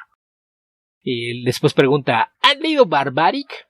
De hecho, aquí comenté la primera miniserie y según Google fue en el episodio 310. Así de que sí, hemos leído Barbaric de Michael Borechi. Tú lo has leído, Beto, yo no. Deberías, es muy divertido. Como muchas otras cosas, Beto, como muchas otras cosas. Ojo en el bárbaro y su hacha pensante. Sí, recuerdo que lo comentaste, Beto. ¿Qué más? Mismo Israel. ¿Creen que alguna vez Marvel vuelva a retomar o explique lo del Tony Stark adolescente? Probablemente. O sea... Mira, la cosa con Marvel es que Marvel no reescribe su continuidad. Ignora las cosas. Mira, si volvieron los clones, si volvió Inferno, si volvió Spider-Man 2020... No, ¿cómo era? Sí, era Spider-Man 2020, ¿no? El 2020 es Iron Man. Iron Man 2020. Ha vuelto todo, así que no tengo ninguna duda de que pueda volver el Tony Stark adolescente de una forma u otra. En Marvel suele haber dos razones para que regresen las cosas. Una, que a un escritor se le ocurra algo interesante o curioso de hacer con alguna propiedad o concepto olvidado, que fue lo que pasó con Iron Man y que Slott dijo, lo quiero hacer en 2020. Y otra es que Dan Slott esté tomando cerveza y necesite hacer algo con sus manos y pida que le sostengan la cerveza. Suele pasar. No, y la otra es que algún editor piense que hay potencial en rescatar algún concepto olvidado. Eso es lo que suele traer de regreso a Carnage cada cierto tiempo. Y a los clones. Sí, pero Carnage nunca funciona. Pero tiene popularidad. Entonces de repente se entiende. Entonces eventualmente puede que aparezca, pero no es algo que se vea. Y por último pregunta, ¿leyeron ese evento de Image Extreme Prejudice y Fire from Heaven? Esos son dos eventos, no uno. No, ninguno de los dos. Mira, Extreme Prejudice es la clase de cosa que me ofende que alguien me pregunte eso. ¿Por qué querría leer un crossover de los cómics propiedad de Rob Liefeld?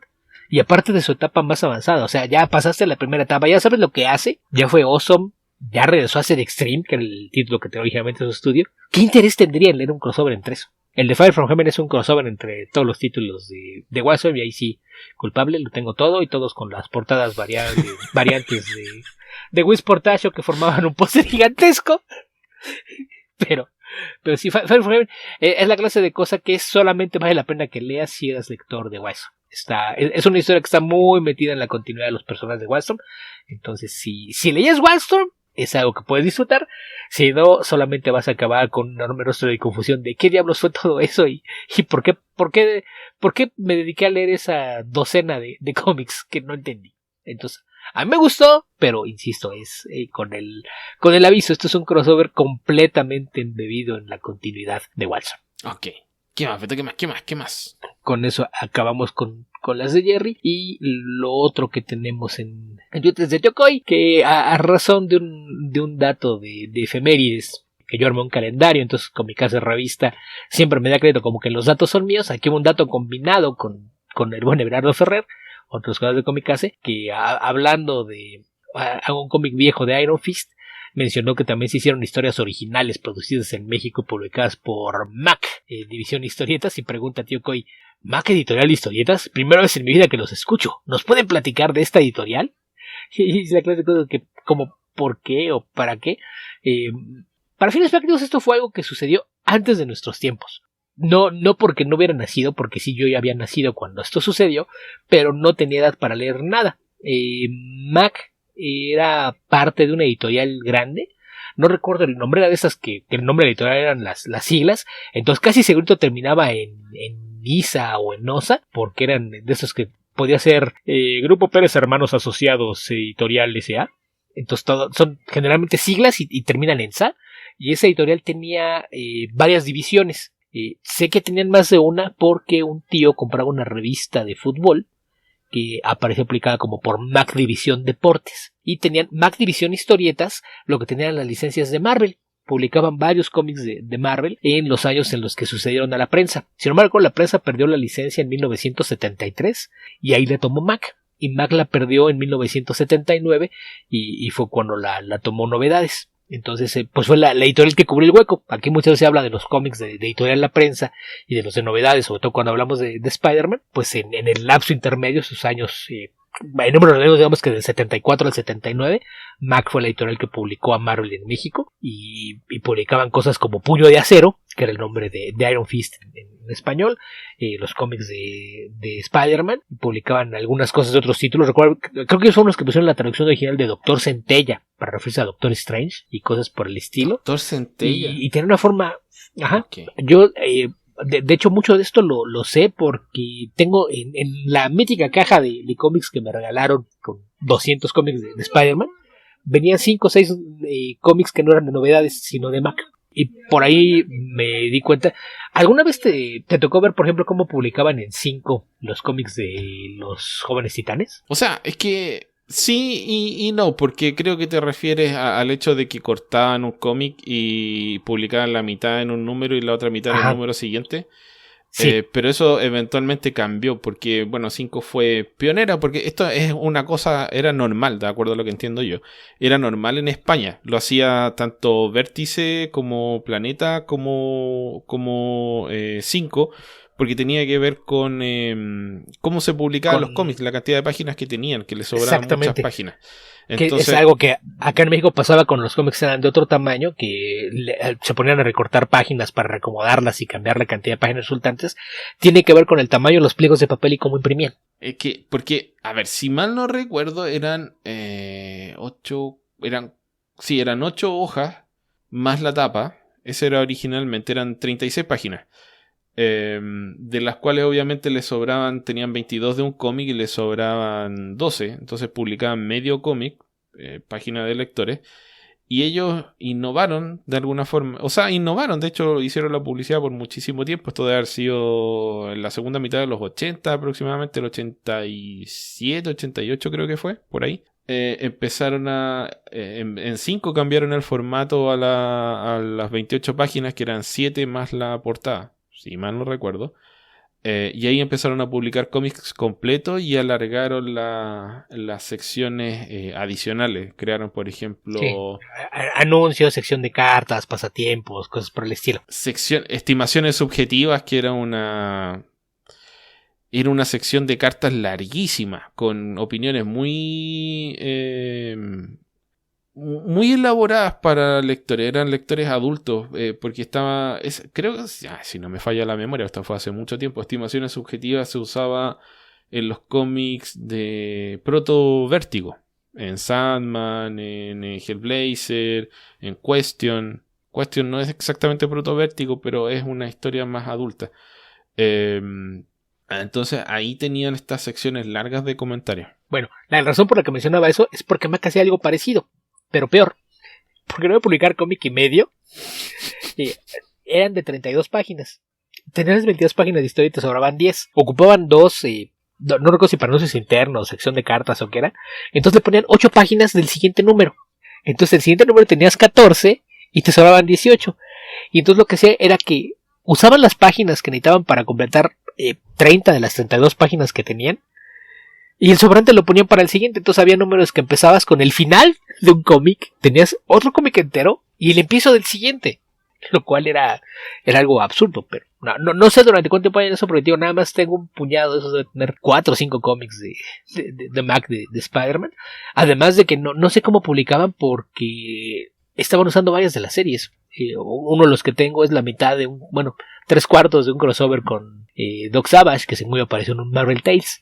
Entonces no sé muy bien cómo estaba, pero sí parece que fue medio caótico ese periodo de Mac. Y si no mal recuerdo, cuando estaba aprendiendo a leer, que había sido del final de Mac, cuando ya los cómics de Marvel estaban en Novedades, Si no mal recuerdo, Mac publicaba cómics de Cepillín, este payaso conductor de televisión de programas infantiles, y me compraban, cuando yo estaba aprendiendo a leer, cómics de Cepillín que eran publicados por Mac. Entonces, no sé cuánto tiempo duró la editorial, pero pues eso es lo que podría decir de ella. Y insisto, no recuerdo el nombre de la empresa, pero sé que tenía varias divisiones de juego con lo que publicaba, y mayormente era una editorial dedicada a hacer revistas. Ok, Beto. Creo que es hora de comentar algunas cosas más antes de seguir respondiendo preguntas. Creo que las preguntas que nos quedan en Discord, que son bastantes, las vamos a tener que dejar para la próxima semana. Sí, yo creo que sí. Porque son muchas y no vamos a alcanzar a avanzar demasiado y nos vamos a quedar con otro episodio largo de solo preguntas. Sí, y no queremos que suceda. Entonces, ¿qué más quieres comentar, Esteban? Ok, Beto.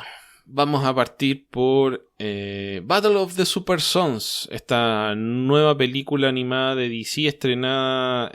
no sé dónde se estrenó, pero yo la vi en HBO Max. ¿Para qué voy a mentir? No voy a tratar de pretender que sé más que el hecho de que estaba disponible en la parrilla de HBO Max y la vi.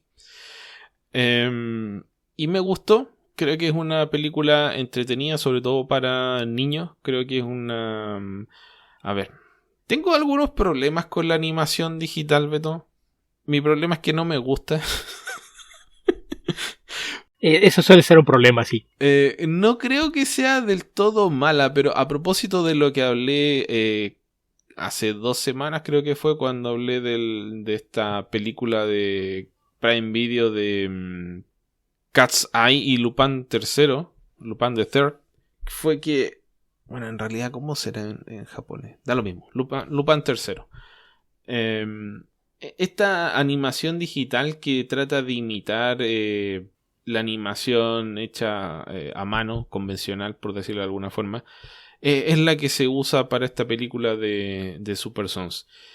Y creo que tiene esa gracia de la consistencia de las imágenes y de cómo se ve toda la película, que es una gracia y a la vez es un defecto, porque creo que esas licencias artísticas que se dan los artistas propiamente tales, a veces por necesidad, a veces por creatividad, etcétera, le da cierto sabor al producto que se pierde en estas animaciones tan estructuradas y que se ven, creo que tienen esa sensación de ser lentas las animaciones, que la falsa rapidez de la animación convencional antigua, las líneas de velocidad, etcétera, todos esos trucos para darte la sensación de que pasan más cosas o más rápido de lo que realmente están pasando, con esta animación que es como tan estructurada, tan amarrada a una... No sé cómo decirlo, es como una cadena de eventos, es como que dijera al computador que el personaje A vaya del punto X al punto Z en X número de segundos realizando tales movimientos según el algoritmo X, que le resta naturalidad y creatividad a la expresión de los personajes. Soy yo, estoy inventando, pero a mí no me gusta. No me termina de convencer. No puedo decir que sea malo, porque malo no es, pero no me llena el cocoro. Más allá de eso, creo que es una película que está bien hecha porque presenta muy bien el concepto de una serie que fue bastante efímera por razones más bien editoriales. Creo que era una serie muy buena, muy entretenida, que fue bastante exitosa, Super Sons, Adventures of the Super Sons, y que ¿por qué se terminó? Porque en un momento DC decidió, tenemos un Superboy que es Jonathan Kent, ¿por qué no lo transformamos en un Superboy más grande y lo usamos en la Legión de Superhéroes? Esa fue la decisión. Yo pienso que no he leído la serie de Tom Taylor, así que no puedo hablar tanto, pero creo que en ese momento yo sentí que perdieron algo bueno en DC. Creo que había un buen nicho ahí de personajes jóvenes con Damian y con Jonathan, que venían a llenar lo que se perdió cuando desapareció Young Justice, que son estas historias un poquito más livianas y más entretenidas que existen dentro del universo DC, pero no tienen esa a veces sombría realidad del universo DC. bueno, esta película creo que captura bien ese espíritu. No es una adaptación de las primeras historias del número. De hecho, es una historia completamente nueva. Beto, ¿podrás creer que DC renegó de Starro por, no sé, 30 años? y, en los, y en los últimos 2 años ha hecho 2 películas con Starro. Si funcionó, si no está roto. Sí, o sea, yo creo que Starro, a ver, no estoy completamente seguro, pero Starro desapareció por muchísimo tiempo y creo que la primera vez que reapareció fue en unos números de Justice League Europe, por allá por el año 90, y de ahí el personaje, o sea, Starro desapareció de nuevo por un montón de años. Diría que la única gran reutilización de Starro que hubo fue Jarro. El último Robin de Batman de esas historias de la Justice League de Scott Snyder, que es un personaje maravilloso en mi opinión. Pero bueno, acá lo utilizan en esta historia donde, en resumen, la Liga de la Justicia y buena parte de la humanidad es poseída por Starro, por las estrellas de Starro, y es responsabilidad de Jonathan Kent, que recién está descubriendo sus poderes y acaba de conocer a Damian. Es responsabilidad de ambos salvar al mundo. Y bueno, aparece Superman, tiene unas escenas paternales bastante, diría yo, tiernas. No creo que haya otra palabra para definirla. Sobre todo la relación de, obviamente, de un personaje, de un adulto funcional como Superman.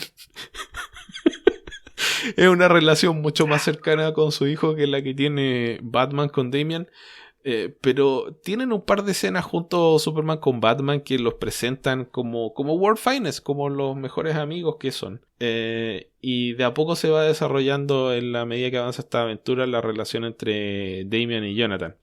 Y la verdad creo que tiene ese encanto para los que extrañan el cómic. Creo que no es tan bueno como el cómic, pero está bien. Para los que no lo han leído, creo que es una buena introducción al concepto y probablemente van a disfrutar mucho más el cómic una vez que lo decidan leerlo.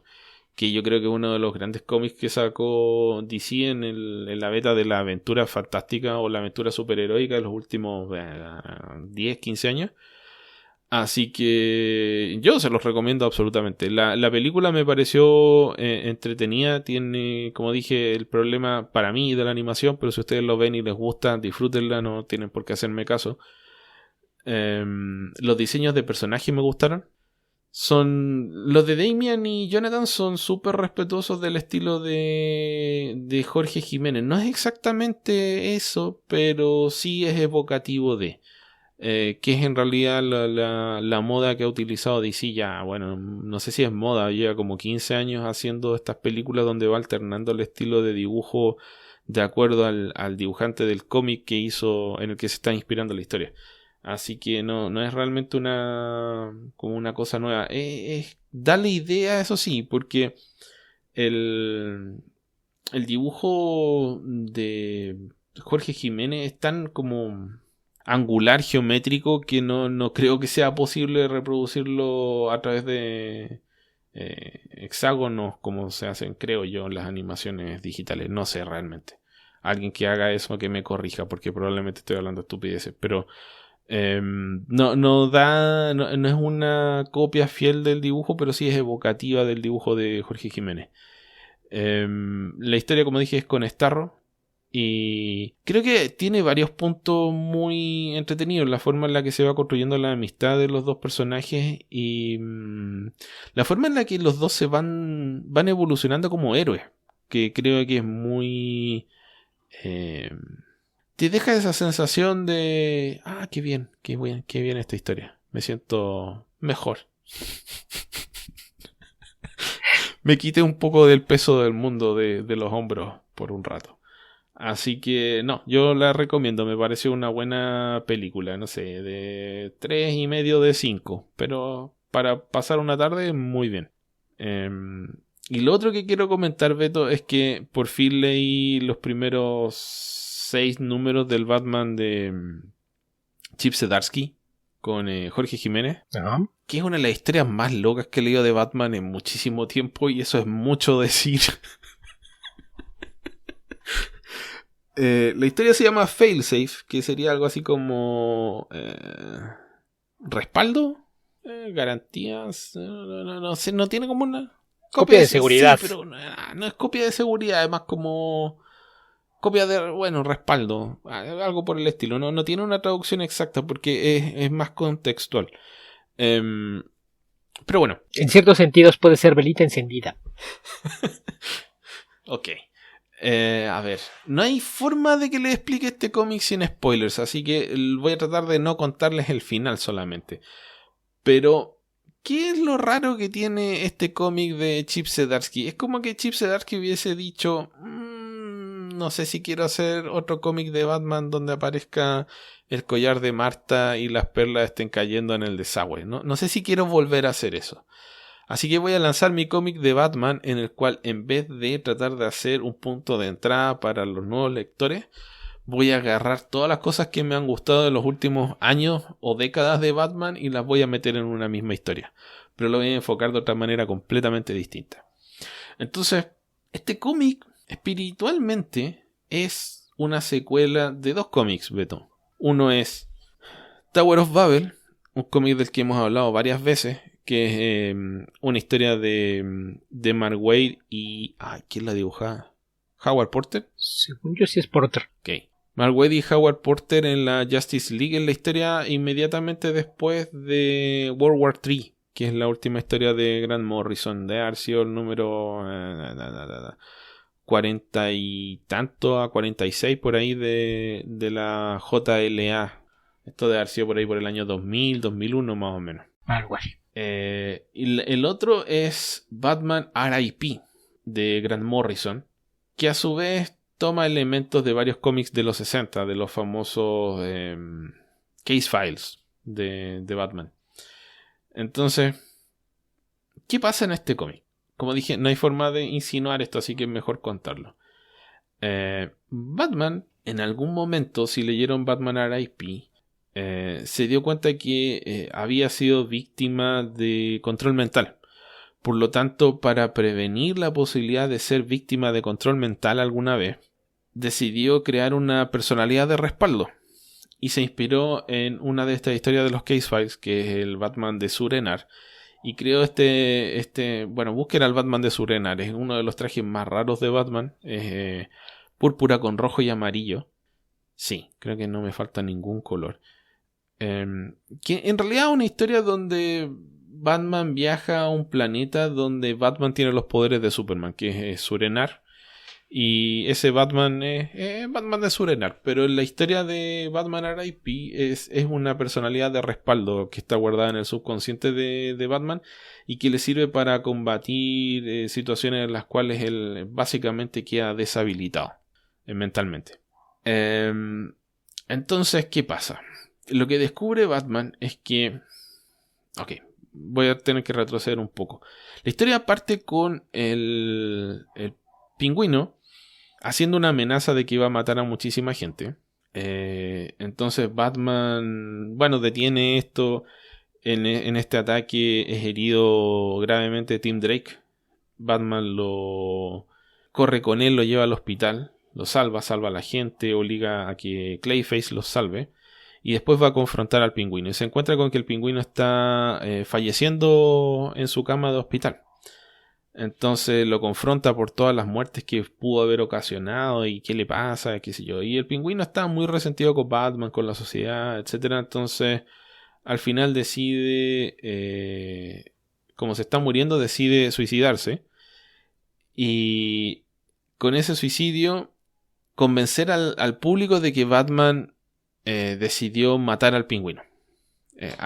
Hace toda una escena en la cual la gente, todos los testigos piensan que es Batman el que lo mató, cuando es en realidad el mismo que se suicida. Entonces, bueno, Batman escapa y no, bueno, dice eventualmente se aclararán las cosas, pero esta muerte del Pingüino desata la activación de un robot que es Failsafe.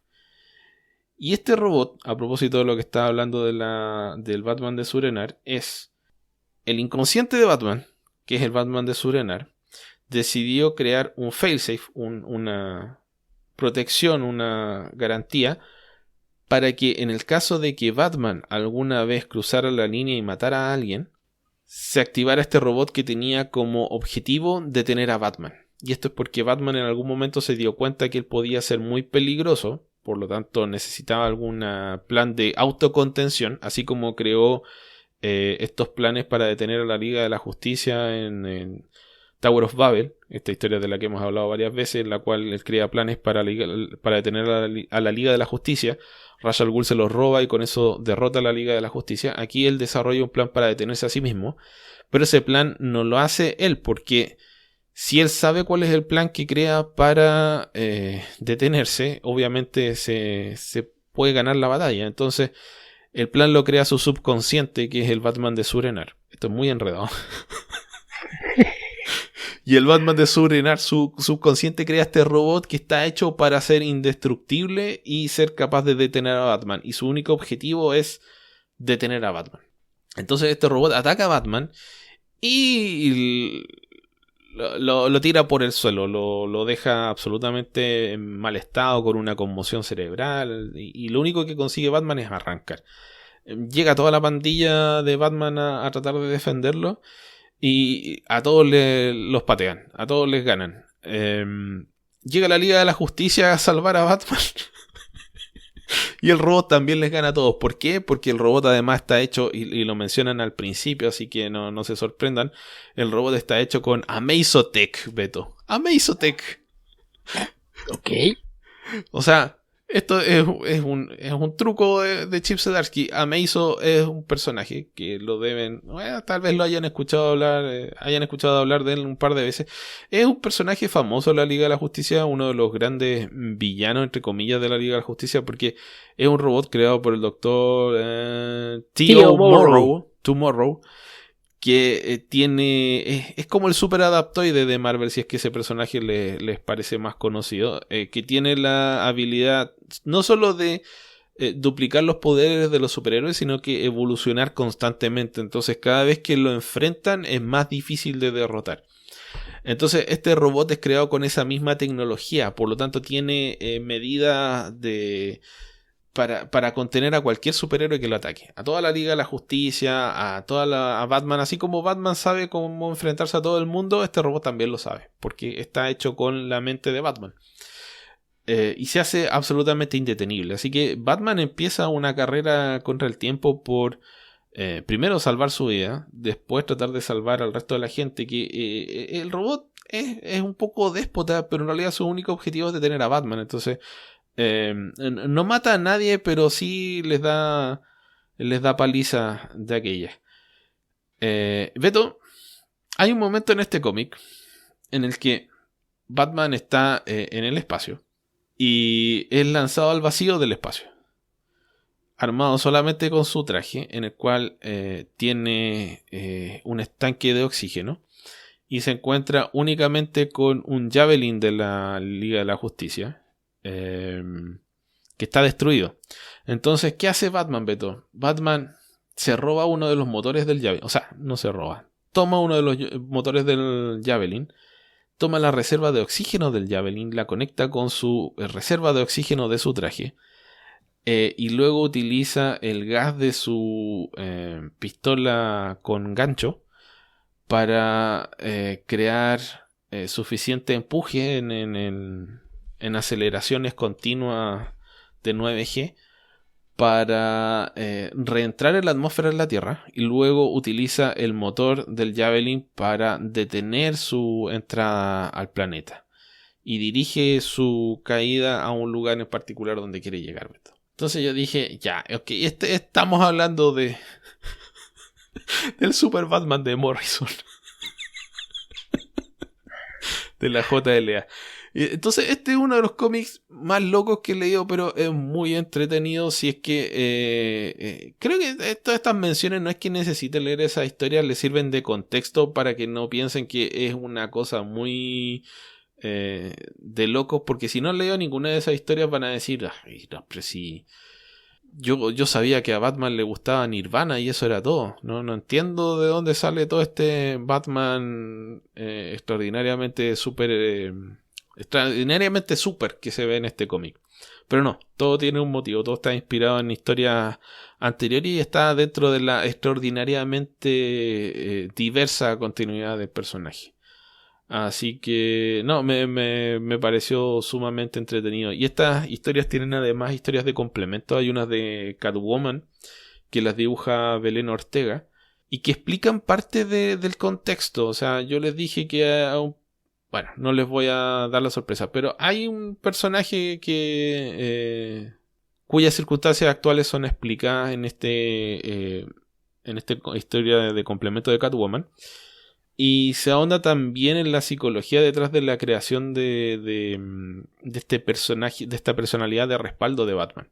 Y de la creación de Failsafe a través de otra historia que la dibuja un dibujante español, me parece, que es muy bueno, pero cuyo nombre en estos momentos no lo recuerdo. Pero me llamó la atención porque no lo conocía y me gustó bastante lo que vi en esa historia de complemento.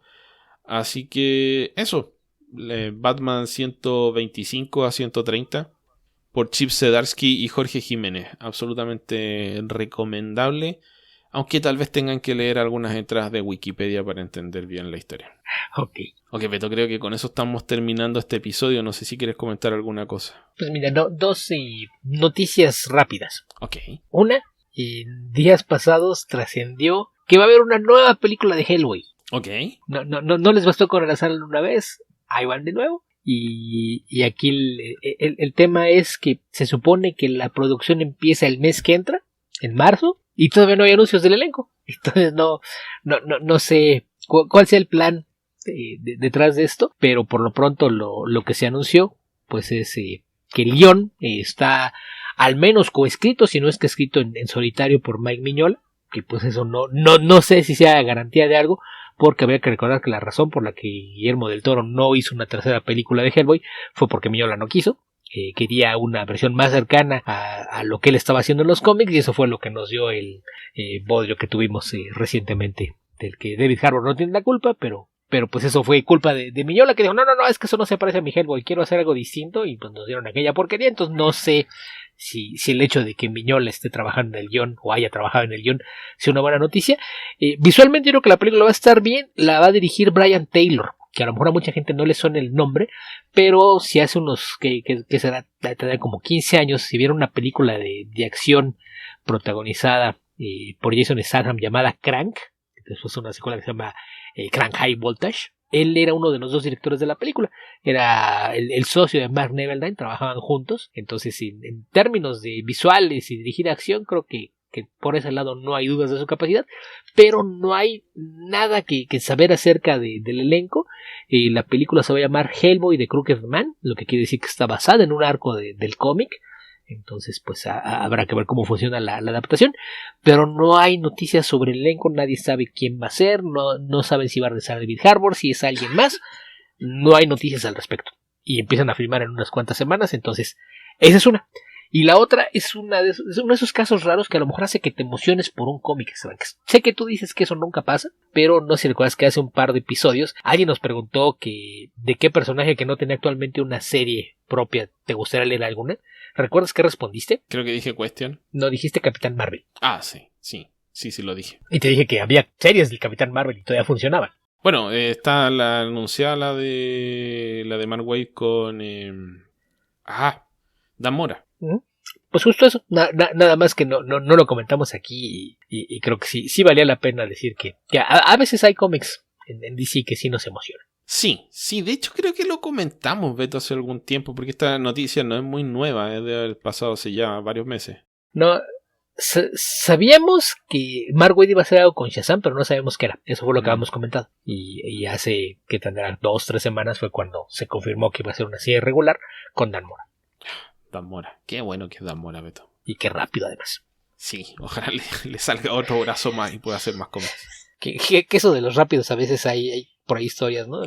Me topé hace unos días con una vieja entrevista que estaban hablando de cuando se dio la primera invasión de artistas filipinos en DC. Bueno, en general en Estados Unidos, ¿no? Pero fue DC quien nos llevó a muchos y luego Marvel le robó la mitad para ponernos a trabajar en Conan. Y había muchos artistas muy buenos, ¿no? Alex Niño, Tony de Zúñiga, Néstor Redondo. Y me encontré con eso que estaba leyendo, una anécdota de cómo fue que Steve Orlando contrató a Alfredo Alcalá, que lo citó en un hotel en Manila y llegó todo el mundo con su portafolio y muestras de su trabajo. Y Alcalá fue uno de los que más impresionó a Steve Orlando y le preguntó: ok, nos interesa trabajar contigo, pero para mí es muy importante saber cuántas páginas puedes producir a la semana. Y muy serio Alcalá le dijo: 40. Y dice, no. A lo mejor no me expliqué. No quiero pin-ups, quiero páginas de cómic. ¿Cuántas páginas de cómic puedes hacer en una semana? 40. No. Ok. Creo que no soy suficientemente claro. Queremos que hagas el trazo, lo entintes y quizás en algunas ocasiones también tengas que encargarte de rotularlas. Si tienes que dibujarlas, entintarlas y rotularlas, ¿cuántas páginas puedes hacer? 40. Dice, ok, esto no puede ser. Buscó entre las cosas que traía y sacó muestras de páginas del trabajo editorial. Enseñó páginas de, no sé, Neil Adams y algunos otros artistas que trabajan con eso. Mira, esa es la clase de material que publicamos. ¿Puedes hacer cómics con este nivel de detalle, fondos y demás? ¿Sí? ¿Cuántas páginas con este nivel de calidad crees que puede ser en una semana? 40. No, dice, ok, a ver si estoy entendiendo. ¿Quieres saber si hago páginas de cómic que se vean con esta cantidad de viñetas y este detalle en fondos y demás, cuántas páginas puedo producir? Sí. Ah, bueno, es que si ese es el caso, eso lo cambia todo. 80. Y fue con Steve dijo, ok, estás contratado, ya, no voy a preguntar nada. Y si alguien tiene una duda de por qué tengo que sorprender, busquen Alfredo Alcalá y vean el nivel de detalle que tenía en sus páginas. Pues sí, la verdad es que Neil Adams era un holgazán comparado con lo que sea Alfredo Alcalá, pero cada vez que alguien dice artistas rápidos, me acuerdo de algunos anécdotas de artistas viejos y me dio mucha risa cuando vi ese. ¿Cuántas? Que sean como estas. 80. Sí, bueno, a mí yo encontraba más detallado a Alex Niño, eso sí, pero sí, más bonito también. Bueno, es que después Alcalá se expresó más en entintar, pero ahora por lo mismo, por su velocidad. Mira, vamos retrasados, no vamos a acabar, ¿qué hacemos? Llama a Alfredo. Dibujen ustedes, yo entinto a todos. Y tenían a 3 dibujantes haciendo los cómics y estaba Alcalá entintándolos a todos y luego creándolos. Ya acabé, ¿tienen más? Fue la razón por la que tuve especializándose como tintador, pero sí, si buscas sobre todo hay por ahí de una editorial que se llama Comics con K, que es Filipino Comics que se llamaba. Busca Alfredo Alcalá Filipino Comics y ve el nivel de detalle que tenían los cómics que hacía por allá. Sí, es algo impresionante, pero sí, y Alex Niño también otro caso, pero en fin. Ok, Beto, con esto sí que estamos terminando. Recuerden, vamos a hacer una despedida corta porque ya estamos muy pasados de tiempo. Recuerden que nos pueden encontrar en www.comicverso.org. Nuestro Twitter es comicverso. A Alberto lo encuentran como Albion2112. A mí me pueden encontrar como epedreros. Recuerden que pueden incorporarse a nuestro Patreon. Pueden ingresar en www.patreon.com/comicverso, donde pueden acceder a nuestros especiales mensuales y a la publicación anticipada de Comicverso. Si quieren que tengamos disponibles otras cosas, recuerden que nos pueden escribir por Twitter o por correo electrónico a comicverso@gmail.com o podcast@comicverso.org, o si ya participan en nuestro Discord, hacernos sugerencias respecto de lo que quieren ver en nuestro Patreon. Y si quieren acceder a nuestro Discord, tienen que ingresar a bit.ly/discordcv, discordcv todo con mayúscula. ¿Algo más que agregar, Beto? Y nada, creo que es todo. Recordarles también que más allá de quienes nos apoyen económicamente o no, nos ayuda mucho que difundan la existencia del podcast. Si conocen que creen que le pueden interesar los temas que tocamos aquí y que no se vaya a sentir ofendido porque lo pongan a escucharnos, por favor recomienden nuestro podcast y pásenle los enlaces. Habitantes del futuro, donde sea que estén y cualquiera que sea el momento en el que estén escuchando este podcast, que tengan ustedes muy buenos días, muy buenas tardes o muy buenas noches. Cuídense mucho. Hasta la próxima.